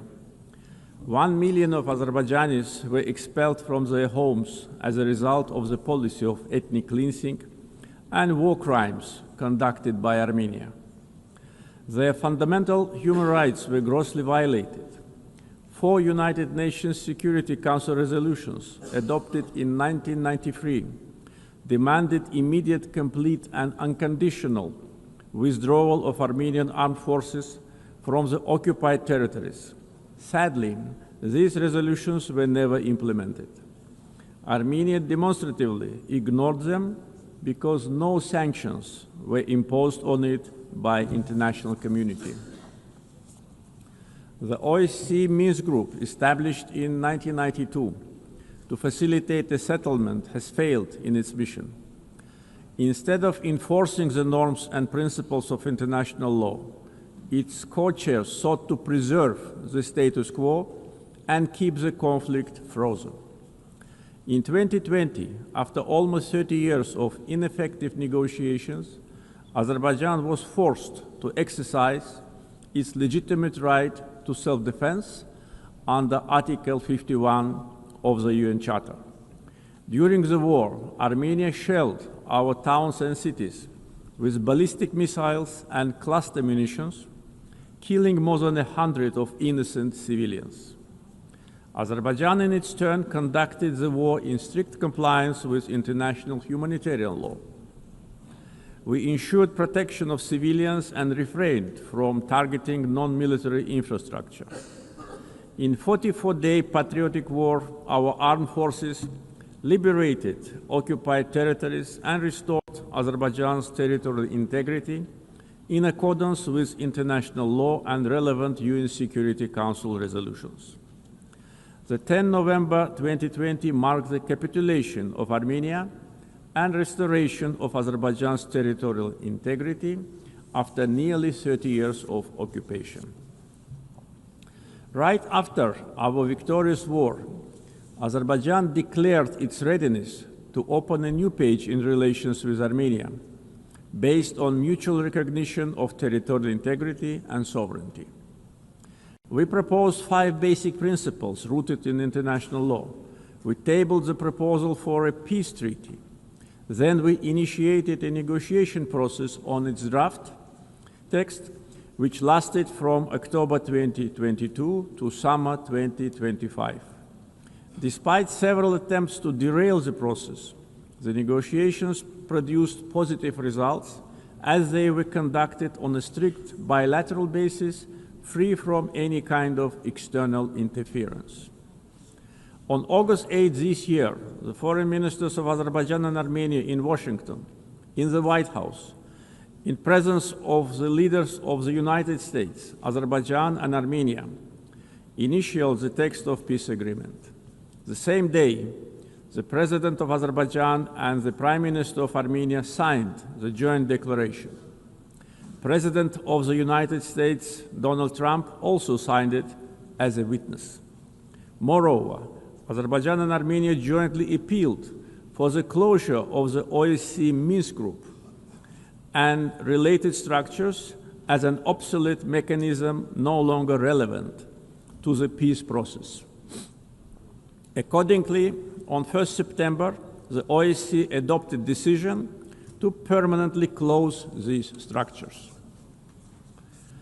Regional connectivity has been at the core of our vision for lasting peace.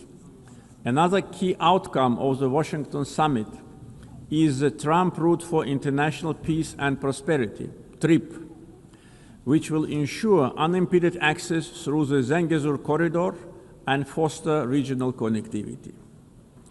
The recent Washington summit has also signaled a new phase in Azerbaijan-US relationship. Together with President Trump, we signed the Memorandum of Understanding between the two governments regarding the establishment of a strategic working group to develop a charter on strategic partnership between Azerbaijan and the United States. It opens new horizons for partnership in political, economic, energy, regional connectivity, defense, security, and other fields. The waiver by President Trump of the sanctions imposed on Azerbaijan in 1992 in the form of the Section 907 of the Freedom Support Act is a historic step as well. The permanent removal of Section 907 by the US Congress would eliminate a legacy of double standards and help strengthen trust and cooperation at a time when Azerbaijan is contributing to global security and stability. Overall, the agreements reached during my August visit to the United States carry historic significance. I want to express my gratitude to President Donald Trump for opening a new chapter in the US-Azerbaijan relationship, for his decision to elevate it to the strategic partnership level, and for his support to the peace process between Azerbaijan and Armenia. Right after the victory in the patriotic war of 2020, Azerbaijan started a large-scale reconstruction program in the liberated territories. During the time of occupation, Armenia leveled to the ground hundreds of Azerbaijani cities and villages, deliberately ruined 65 mosques. That was a policy of Armenia which was ruled by war criminals for almost 30 years. We are rebuilding villages and cities razed to the ground. Under the Great Return Program, already more than 50,000 people live, work, and study in the liberated territories. One of the gravest humanitarian challenges facing Azerbaijan in the post-conflict period is landmine contamination during the time of Armenian occupation. Since November 2020, more than 400 Azerbaijani civilians and military personnel were killed or seriously injured by landmine explosions. This massive contamination obstructs the safe return of displaced persons and delays reconstruction projects. Similarly, the tragic fate of nearly 4,000 Azerbaijanis who went missing during the Armenian aggression and occupation since the early 90s continue to require close attention and action. Ladies and gentlemen, coming to the global challenges we are facing, we believe that response must be inclusive, fair, and universal. Through its many initiatives, Azerbaijan has shown its clear commitment to advancing sustainable solutions. Azerbaijan is proud to have hosted COP29 last year, where we achieved important outcomes in advancing climate action, the green transition, and equitable access to financing. As a host of COP29, we guided negotiations towards ambitious and balanced outcomes, ensuring that all voices, particularly those of the developing world, were heard. The adoption of the new collective quantified goal at COP29, also known as Baku Finance Goal, is a historic milestone in global climate finance. This commitment brings previous $100 billion annual climate finance goal to at least $300 billion per year through 2035 from public sources in developed countries to developing countries.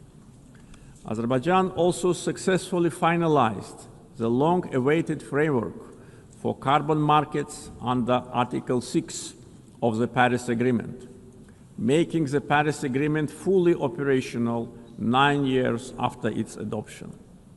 Several key agreements were signed at COP29 to make the Loss and Damage Fund fully operational, providing critical support for vulnerable communities impacted by climate change. Being strongly committed to the green transition, we at the same time should not put unrealistic targets in front of us. The world cannot live without fossil fuels today and in foreseeable future. Energy security is closely linked to peace, regional connectivity, and economic development. Azerbaijan continues to play a proactive role in advancing these objectives globally. Azerbaijan has established itself as a reliable and indispensable partner in providing energy security to many countries. We play a strategic role connecting the Caspian region with international markets through diversified oil and gas pipeline systems. As of today, we are supplying natural gas to 14 countries. This ranks Azerbaijan as a top country in the world in terms of number of countries it supplies with pipeline gas. This reflects our strategic role in enhancing energy security and diversifying supply routes across Europe and beyond. Moreover, Azerbaijan and Syria have recently strengthened their bilateral partnership, focusing on energy supply, infrastructure development, and post-conflict reconstruction. Since August this year, Azerbaijan started to supply Syria with natural gas via Turkey, significantly reducing its electricity shortages. Azerbaijan also attracts large investments in renewable energy sources, like solar, wind, and hydropower. Almost 40% of our energy will be generated by renewables by 2030. Connectivity projects like East-West and North-South corridors cross our country.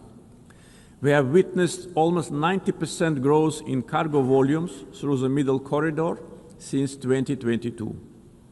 The transit time along the corridor have been significantly reduced. The biggest trade fleet in the Caspian, Alat International Trade Port, with its annual capacity reaching 25 million tons in the near future. The Baku-Tbilisi-Kars Railroad, 9 international airports, the biggest air cargo company in the region, and many other factors have turned Azerbaijan into one of international transport hubs. There is a great potential for cooperation in digital connectivity. Azerbaijan leads the Digital Transformation Initiative through such ambitious projects as the Digital Seaway. This project includes plans for the advanced fiber optic cable network under the Caspian Sea, establishing Azerbaijan as a key regional digital hub. Azerbaijan achieved significant economic growth by focusing on diversifying its economy beyond oil and gas, developing the non-oil sector, and improving the investment climate through reforms and transparency. Reducing poverty and unemployment to the historic low of 5% is another achievement of our country. Recently, 2 major international rating agencies, Moody's, and Fitch have increased Azerbaijan's ranking. Azerbaijan was provided with favorable investment-grade status, citing very strong external balance, low public debt, and substantial sovereign wealth assets as a key strength. This underscores our economic resilience, strong fiscal discipline, and favorable investment climate. Our foreign debt is only 6.5% of GDP, which is one of the lowest in the world. Azerbaijan's foreign exchange reserves exceed its foreign debt almost 16 times. Back in 2022, at the summit of the Caspian littoral states, I raised the issue of environmental degradation of the Caspian Sea. Today's situation is much worse. Caspian Sea is shrinking rapidly. The main reason is not climate change. Joint efforts of littoral states are needed to stop ecological catastrophe with unpredictable consequences. Azerbaijan is also ready to cooperate closely with the UN to tackle this problem. Ladies and gentlemen, Azerbaijan is proud of its global humanitarian assistance efforts. We are providing aid to countries affected by natural disasters, conflicts, and public health emergencies. Azerbaijan contributed to the COVID-19 response, donating financing, protective equipment, medical devices, and vaccines to more than 80 countries in need. Azerbaijan has entered a new era. We won both war and peace. We ended the occupation and started reconstruction. Justice has triumphed. Sovereignty has been consolidated, and peace is de facto reached. We stand prepared to share our positive experience. The achievements of the recent years are not only a victory and success of Azerbaijan, they are also a demonstration that international law must ultimately prevail. Our vision is clear: peace and development based upon international law, non-interference in internal affairs of states, mutual respect and cooperation. Let us together build a world without double standards, where justice is not selective, the rule of law is respected, and peace is achieved not through words alone, but through actions. Thank you.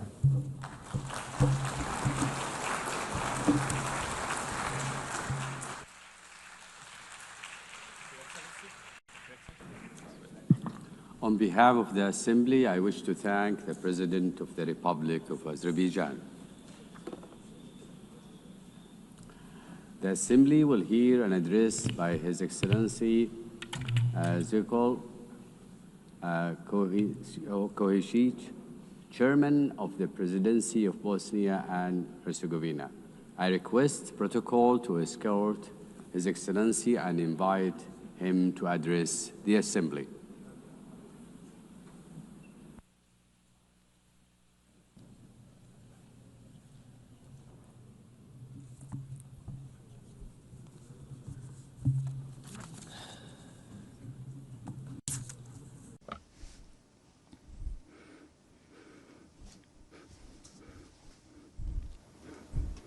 Dear Chairperson, Secretary General, dear colleagues, ladies and gentlemen.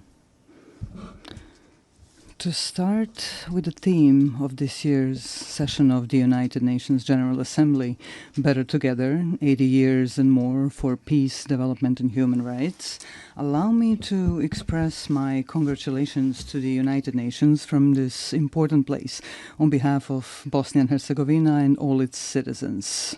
The UN is celebrating 80 years since its founding, and at the same time 80 years of continuous work on the fundamental goal of this organization.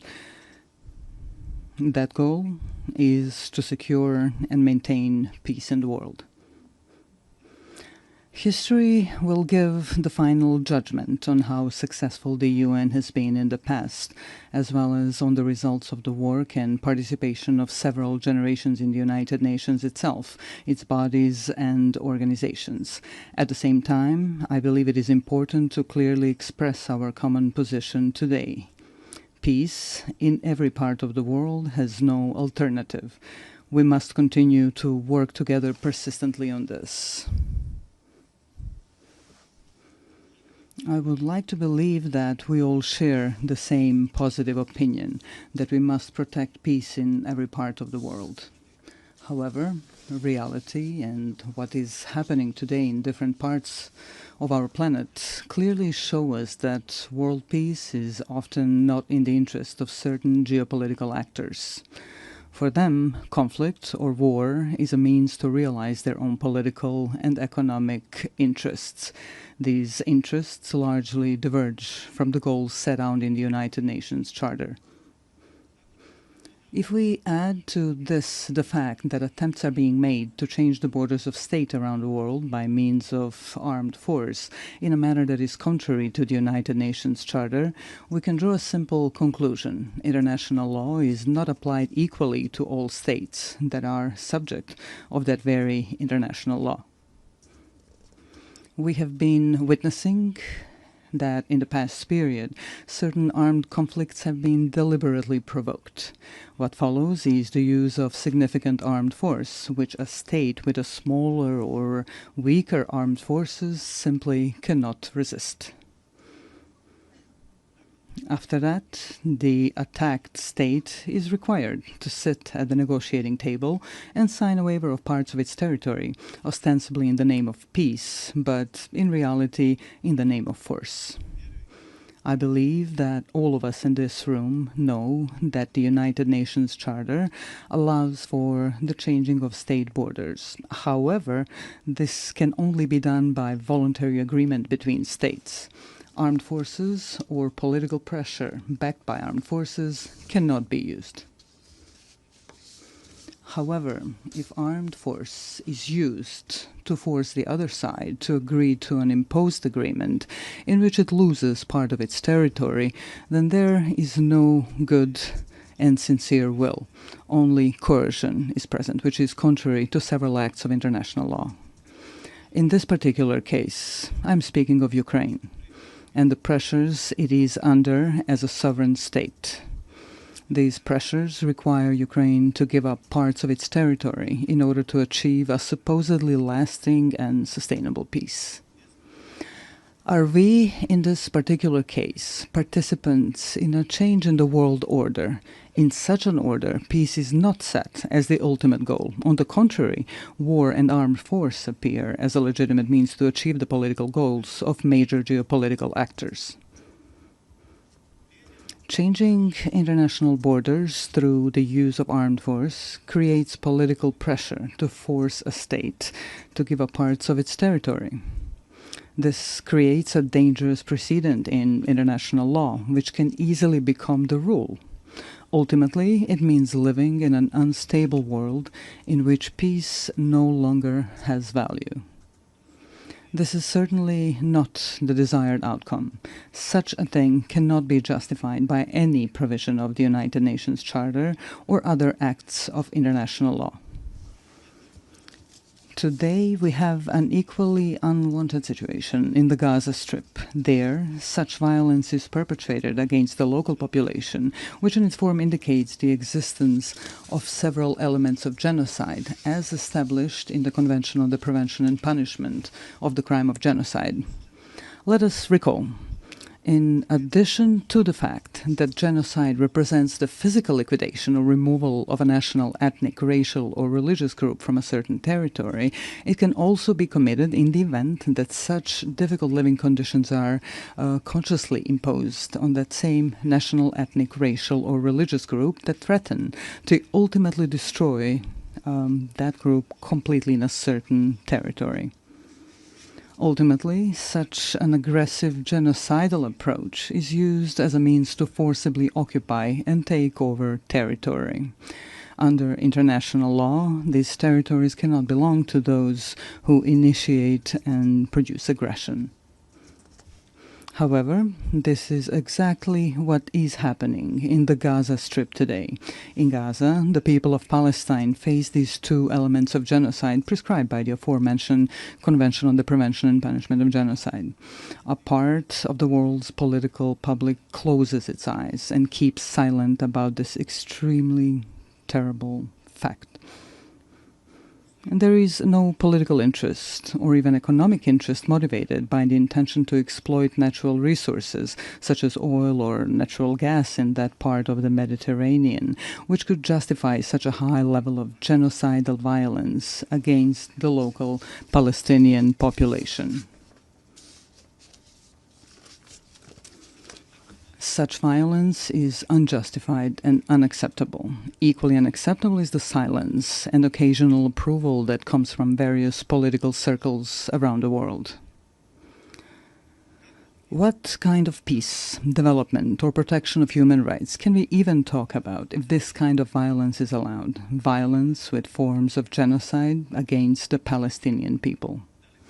Does something like that mean that the political interests of individual countries or the interests of corporate capital are stronger and more important than our common obligation to protect peace in every part of the world and the human rights of every individual in the world? This obligation is a prerequisite for the development and self-sustainability of various societies. This is a major challenge that we are facing today, and we cannot run away from that challenge. We must not continuously silence this interest for the sake of some higher opportunistic interests. Let us just remember the phrase, silence is actually an expression of either cowardice or approval of cowardice. Dear sir, allow me to briefly say something about my country, Bosnia and Herzegovina. A little more than 30 years ago, Bosnia and Herzegovina was faced with aggression coming from neighboring countries. At that time, the United Nations formed a peacekeeping military force called UNPROFOR, with the participation of countries that expressed interest in such endeavor. The role of UNPROFOR was such that they were, to a large extent, mere observers of a series of war crimes, ethnic cleansing, and ultimately genocide committed by the aggressors of Bosnia and Herzegovina. Of course, there were also positive examples of UNPROFOR's activities, which should certainly not be forgotten, and we are sincerely grateful for that. Unfortunately, a stain remains on that United Nations mission. Certain UNPROFOR commanders did not want to activate airstrikes in order to prevent ethnic cleansing, especially the genocide committed in Srebrenica in July 1995. Unfortunately, genocide was committed in Srebrenica. Hundreds of thousands of citizens throughout Bosnia and Herzegovina lost their lives during the aggression. Many more were injured, and more than 1 million citizens of Bosnia and Herzegovina were displaced around the world. I would like to briefly remind you that the International Criminal Court in The Hague, established by these very United Nations, has found the guilt of several individuals for committing genocide, as well as the existence of a series of joint criminal endeavors. They all had the same goal, ethnic cleansing with the creation of ethnically pure parts of the territory in Bosnia and Herzegovina, in order to separate these parts from Bosnia and Herzegovina and annex them to neighboring states. A little over a year ago, here at the United Nations, we worked together on the adoption of the resolution on the genocide committed in Srebrenica. I consider that a major step forward and an important document, not only for Bosnia and Herzegovina, but also more widely. The strength of that resolution lies in its intention to prevent the possible commission of some new genocides, which could happen anywhere in the world. Although we were faced with lobbying from several countries not to adopt such a resolution, it was nevertheless passed. This created a new environment of preventive action through a culture of remembrance, so that genocide, the most terrible war crime, would never happen again. This is when we realized that there were states that, for their own political reasons or political convenience, were not ready to support the text of that resolution. That text is based on the rulings of the International Criminal Court in The Hague, which, I repeat once again, was founded by the United Nations. May such a refusal to support the text of the resolution serve to honor of those who lobbied against its adoption and those who did not give clear support to the resolution. I would like to remind you that during that period, in the 90s, the international community, through the United Nations, imposed an embargo on Bosnia and Herzegovina on the purchase of defensive weapons. This prevented the defense of our country from double aggression. In any case, defense would significantly shorten the duration of the war, and many lives would have been saved, because a peace agreement would be reached much sooner. A necessary condition for a peace agreement was the creation of a balance of military power between Bosnia and Herzegovina and the two neighboring countries that committed the aggression. Due to that embargo, the aggression against Bosnia and Herzegovina lasted for almost 4 years, and a large number of human lives were unnecessarily lost. Such a war ended with the signing of the Dayton-Paris peace agreement. That agreement brought the necessary peace, and we are grateful for that. However, at the same time, it created such a sui generis political system in Bosnia and Herzegovina, which today, 30 days after its creation, poses a problem for the normal functioning of the state of Bosnia and Herzegovina.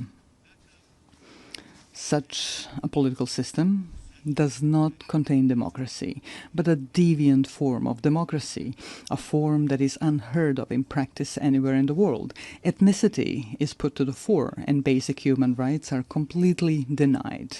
At the same time, democracy is undermined to such an extent that it almost no longer exists. We can call this political system an incident political system, which is constantly destabilizing the state of Bosnia and Herzegovina. Why am I even mentioning democracy right here? For at least 2 reasons. The first reason is that states that opt for democracy and its principles should have the opportunity to fully implement that democracy within their own borders. We must be fully aware that there are a number of states that, for their own reasons, be it historical, cultural, or religious reasons, do not want democracy and its principles. Bosnia and Herzegovina has clearly opted for democracy and the transition from the previous political system to a new democratic political system. However, this is continuously being prevented in reality through elements of the political system established by the Dayton-Paris peace agreement. The second reason I mentioned is that after facing an embargo on the import of defensive weapons during the 90s, Bosnia and Herzegovina is now facing an embargo on democracy. Some actors from the international community are trying to ensure this through their political and diplomatic activities and resources. So after we had an embargo on defense, today we have an embargo on democracy and democratic development of Bosnia and Herzegovina. How else to explain such activity by that part of the international community? They're trying in various ways to ensure this incidental political system in which the minority governs the majority. This undermines one of the fundamental principles of democracy, which requires a system in which the political majority should actually govern the state. That is not the case in Bosnia and Herzegovina. The aforementioned actors describe this as an alleged distribution of political power between ethnic communities in Bosnia and Herzegovina. However, that undermines democracy so much at its root that it almost no longer exists in my country. What does exist, however, is something simply called ethnocracy, in which a political minority rules the state. This current deviant political system makes this possible. Are such actors of the international community trying to ban or impose an embargo on democracy in Bosnia and Herzegovina because of its demographic picture? Are they trying to create a situation to reopen talks on Bosnia and Herzegovina with an uncertain outcome for its existence within its current borders? These questions remain open. I would like to remind you here that without democracy, there is no rule of law. Without the rule of law, there is no protection of individual human rights. An argument for such action by a part of the international community may be the so-called Kovacevic case before the European Court of Human Rights. This case is unknown to you, perhaps unimportant to you, but it is extremely important to us in Bosnia and Herzegovina.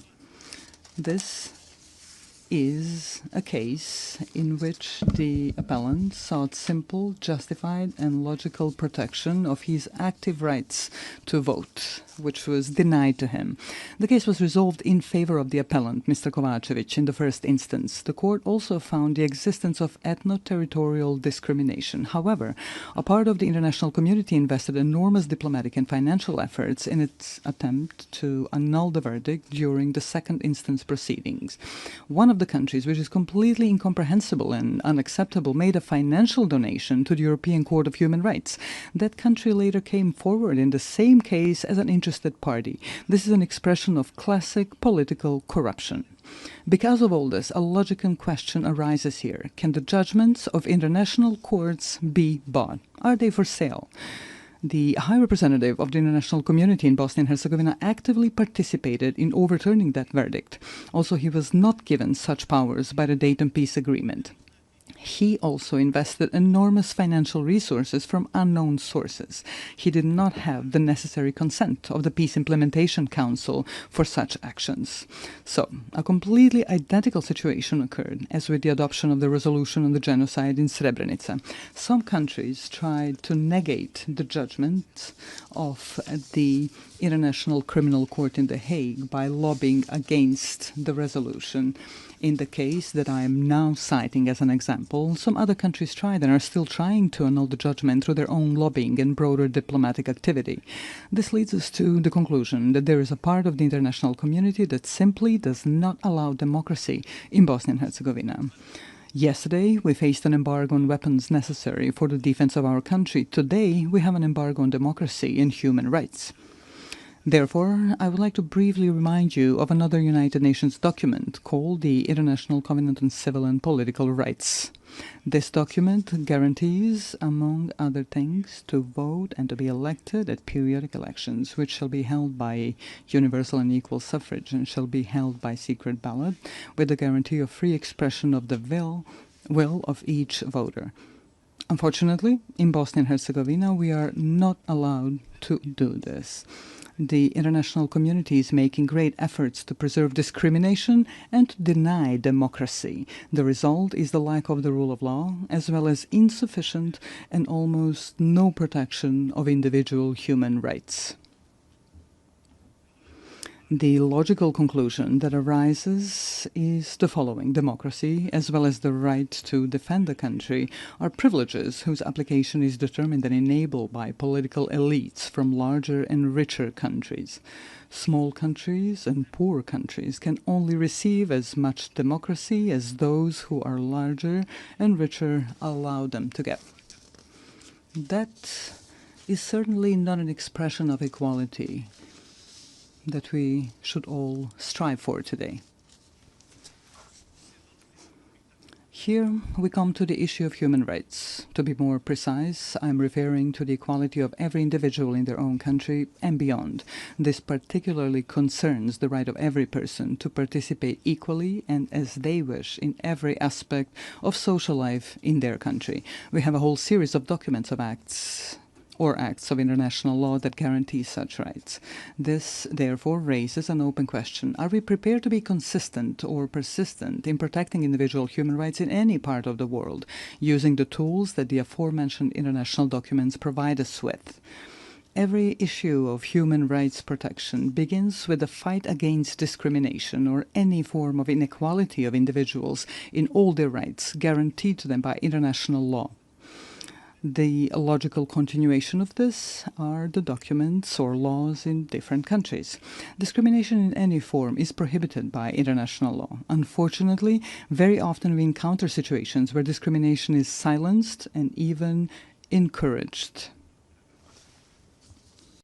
Speaking from the perspective of Bosnia and Herzegovina, we have 5 judgments of the European Court of Human Rights that establish the existence of discrimination against citizens of Bosnia and Herzegovina based on their ethnic origin or place of residence. Some of the political elites in Bosnia and Herzegovina, as well as part of the international community present in Bosnia and Herzegovina, do not want to accept these verdicts or implement them through constitutional amendments. Therefore, the 5 aforementioned judgments of the European Court of Human Rights have not been implemented.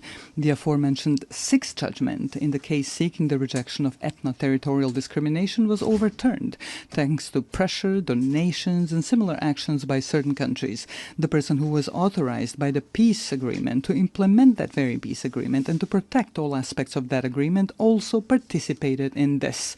This includes all acts of international law that speak of human rights. All of this leads us to difficult questions and even more difficult answers. Are human rights and the protection of the same privileges of the larger and wealthier societies and states, while those that are smaller and poorer are consciously and internationally bypassed in the protection of human rights? It starts from the right to life all the way to the right to equality and democracy. Finally, let me emphasize that we can only respond to all 3 open questions, which are the subject of this session of the United Nations General Assembly, through consistency and principled insistence on the protection of peace. Only in this way can we create the conditions for the unhindered development of societies in the member states of the United Nations and act together as active protectors of human rights in all parts of the world. Without that consistency on those issues, we will once again be just a group expressing concern over deviant phenomena in the world, such as wars, violent border changes, genocide and war crimes, denial of human rights. In fact, we will do nothing more than express our concern. The consistency I'm referring to means complete determination to confront various deviant phenomena in the world through the tools provided to us by international law. We must be resolute and unwavering in our intentions to protect the fundamental values of the United Nations without making any distinction between states as subjects of international law. Within this determination, I call upon you to do the following. Let us not differentiate between ourselves, dividing us into large and small countries, rich and poor. Together, as an organization, let us actively seek and facilitate solutions to all the outstanding issues that arise in the world. Peace is not a privilege. Peace is an obligation of all of us, which we must ensure at all times and in all places. Likewise, human rights are not a privilege. Human rights are a permanent civilizational obligation, which we must continuously fulfill. This is certainly an ongoing challenge, one that generations before us have faced and that generations after us will keep facing. Our mission is to leave them a better world than the one we live in now. Such a goal requires persistent and continuous active work. Ladies and gentlemen, Your Excellencies, thank you for your attention.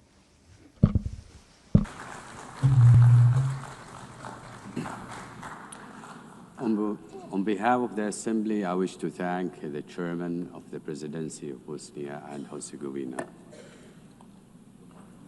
We shall now continue the general debate. The Assembly will hear an address by His Excellency Teodoro Ngoma Obiang Mangui, Vice President in charge of National Defense of State Security of the Republic of Equatorial Guinea.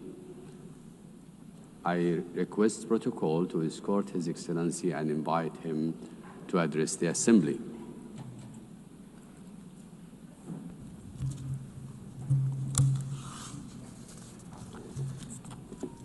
Excelentissima.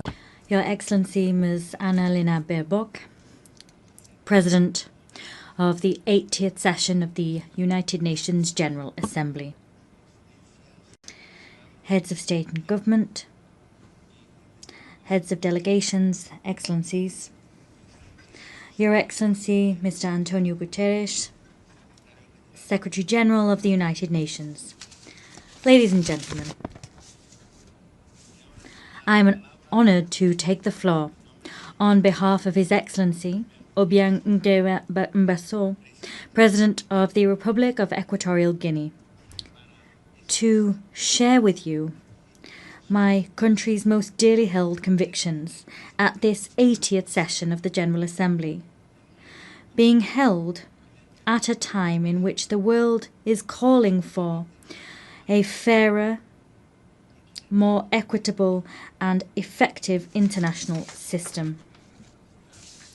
Madam President, 80 years ago, the founding states established this organization, aspiring to build a multilateral system based on cooperation, respect for international law, and the dignity of all human beings. This commitment was enshrined in the United Nations Charter. That charter remains a lodestar for states' collective action. Today, under the theme Better Together, 80 years and more for peace, development and human rights, we celebrate important achievements. The UN,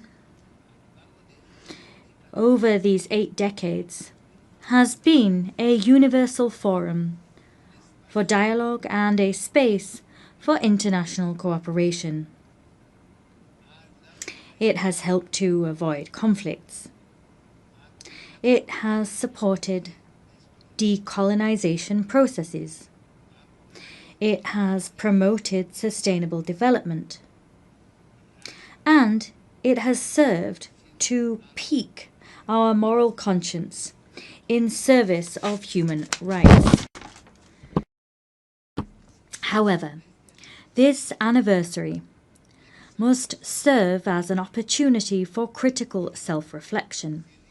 It would be a mistake to simply mark the anniversary and not to recognize the woeful shortcomings of our multilateral system. Excellencies, the peoples of the world trust in the United Nations to tackle the major challenges of our time. Armed conflicts, violence, climate change, growing inequalities, migration crises, cyber threats, and the lack of technological transfer are all some of these challenges. However, all too often, the response provided to those challenges has fallen short. The United Nations has been brought to a standstill by individual interests and straitjacketed by an institutional platform which no longer reflects the reality of today's world. Talking about leaving no one behind becomes meaningless if millions remain marginalized in systems of dependency and exclusion.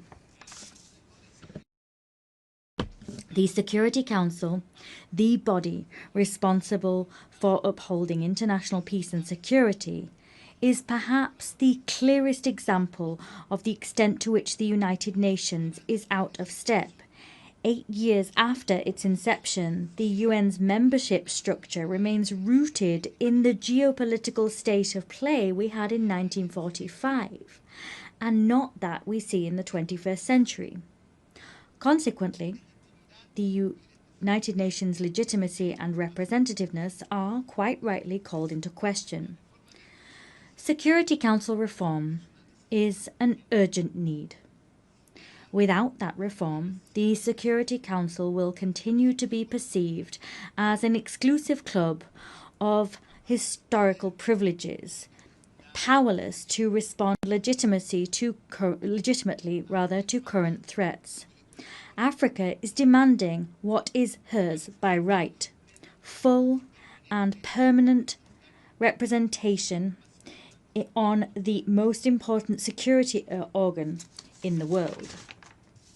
We want to see an international governance system which serves the interests of all of us, not those of an elite. We demand a Security Council which represents the world of today, not the world of yesterday. Let us take real steps forward towards collective action which is more democratic, more equitable and effective. If not, we risk finding ourselves with a United Nations which is increasingly on the sidelines, and one which holds less and less weight in the international arena. Our commitment with this organization remains intact. We believe in the United Nations. We believe in the strength of international law and the force it holds.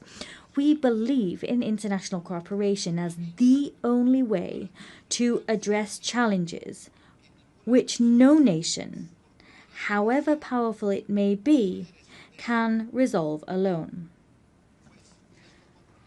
Our commitment is not unthinking. Rather, it must be rewarded with results, reforms, and a UN that can move with the times. On this anniversary, we must recall that peace, development, and human rights are inextricable pillars. Peace is not sustainable without development. Development is false if it is not rooted in dignity and rights for all. As such, let us state here again that we remain steadfast in our support for Agenda 2030, despite the fact that we recognize difficulties and delays in its implementation. Agenda 2030 is a collective commitment which reflects our desire to build a world free of poverty, free of hunger, and with dignity for all. However, we have less than a decade to fulfill it, and the pace of progress is all too slow. Excellencies, climate change is the greatest threat of our age. The most vulnerable nations pay a disproportionate price for climate change. At the same time, major emitters drag their heels with commitments. Climate justice is not a token gesture. It is a moral and legal obligation. Equatorial Guinea also defends the principle of sovereignty between states. Every people has the right to design its own development model, free of interference and arbitrary sanctions, which undermine their independence.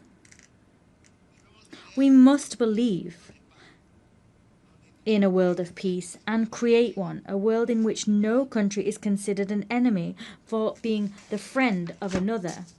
Allow me to share with you a recent example of the contribution that Equatorial Guinea makes to international peace.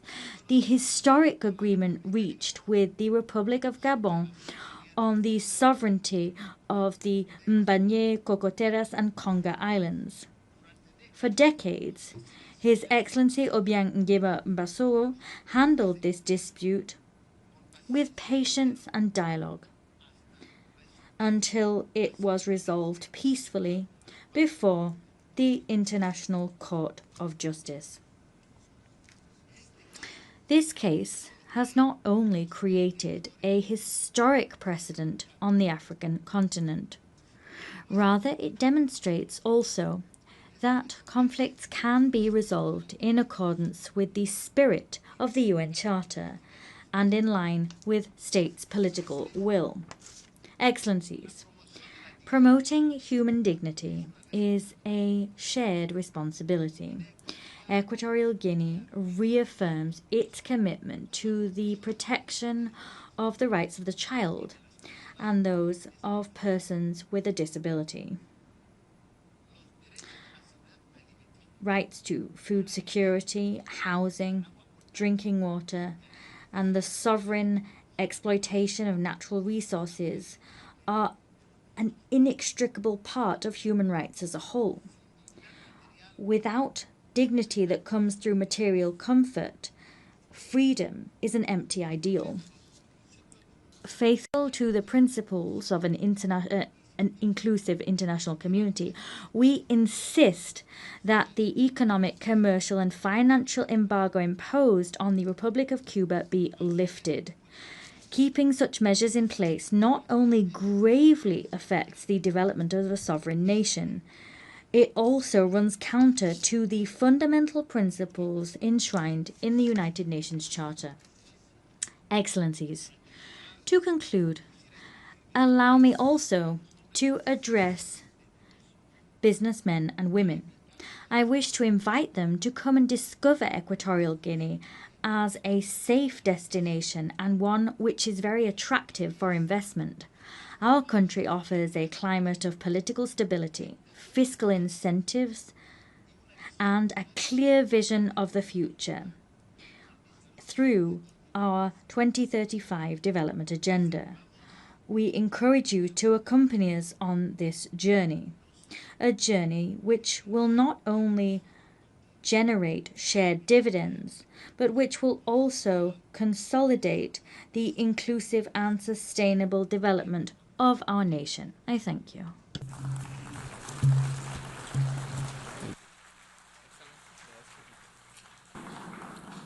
On behalf of the Assembly, I wish to thank the Vice President in charge of National Defense and State Security of the Republic of Equatorial Guinea.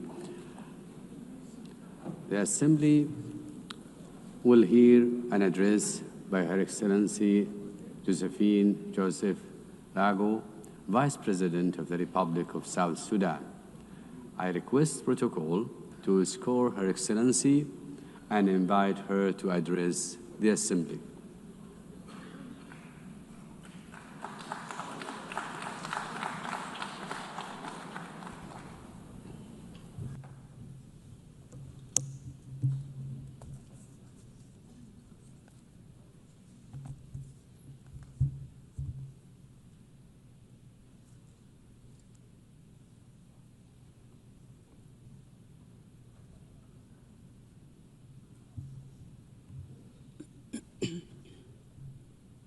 Madam President, Excellencies, heads of states and government, distinguished delegates, ladies and gentlemen.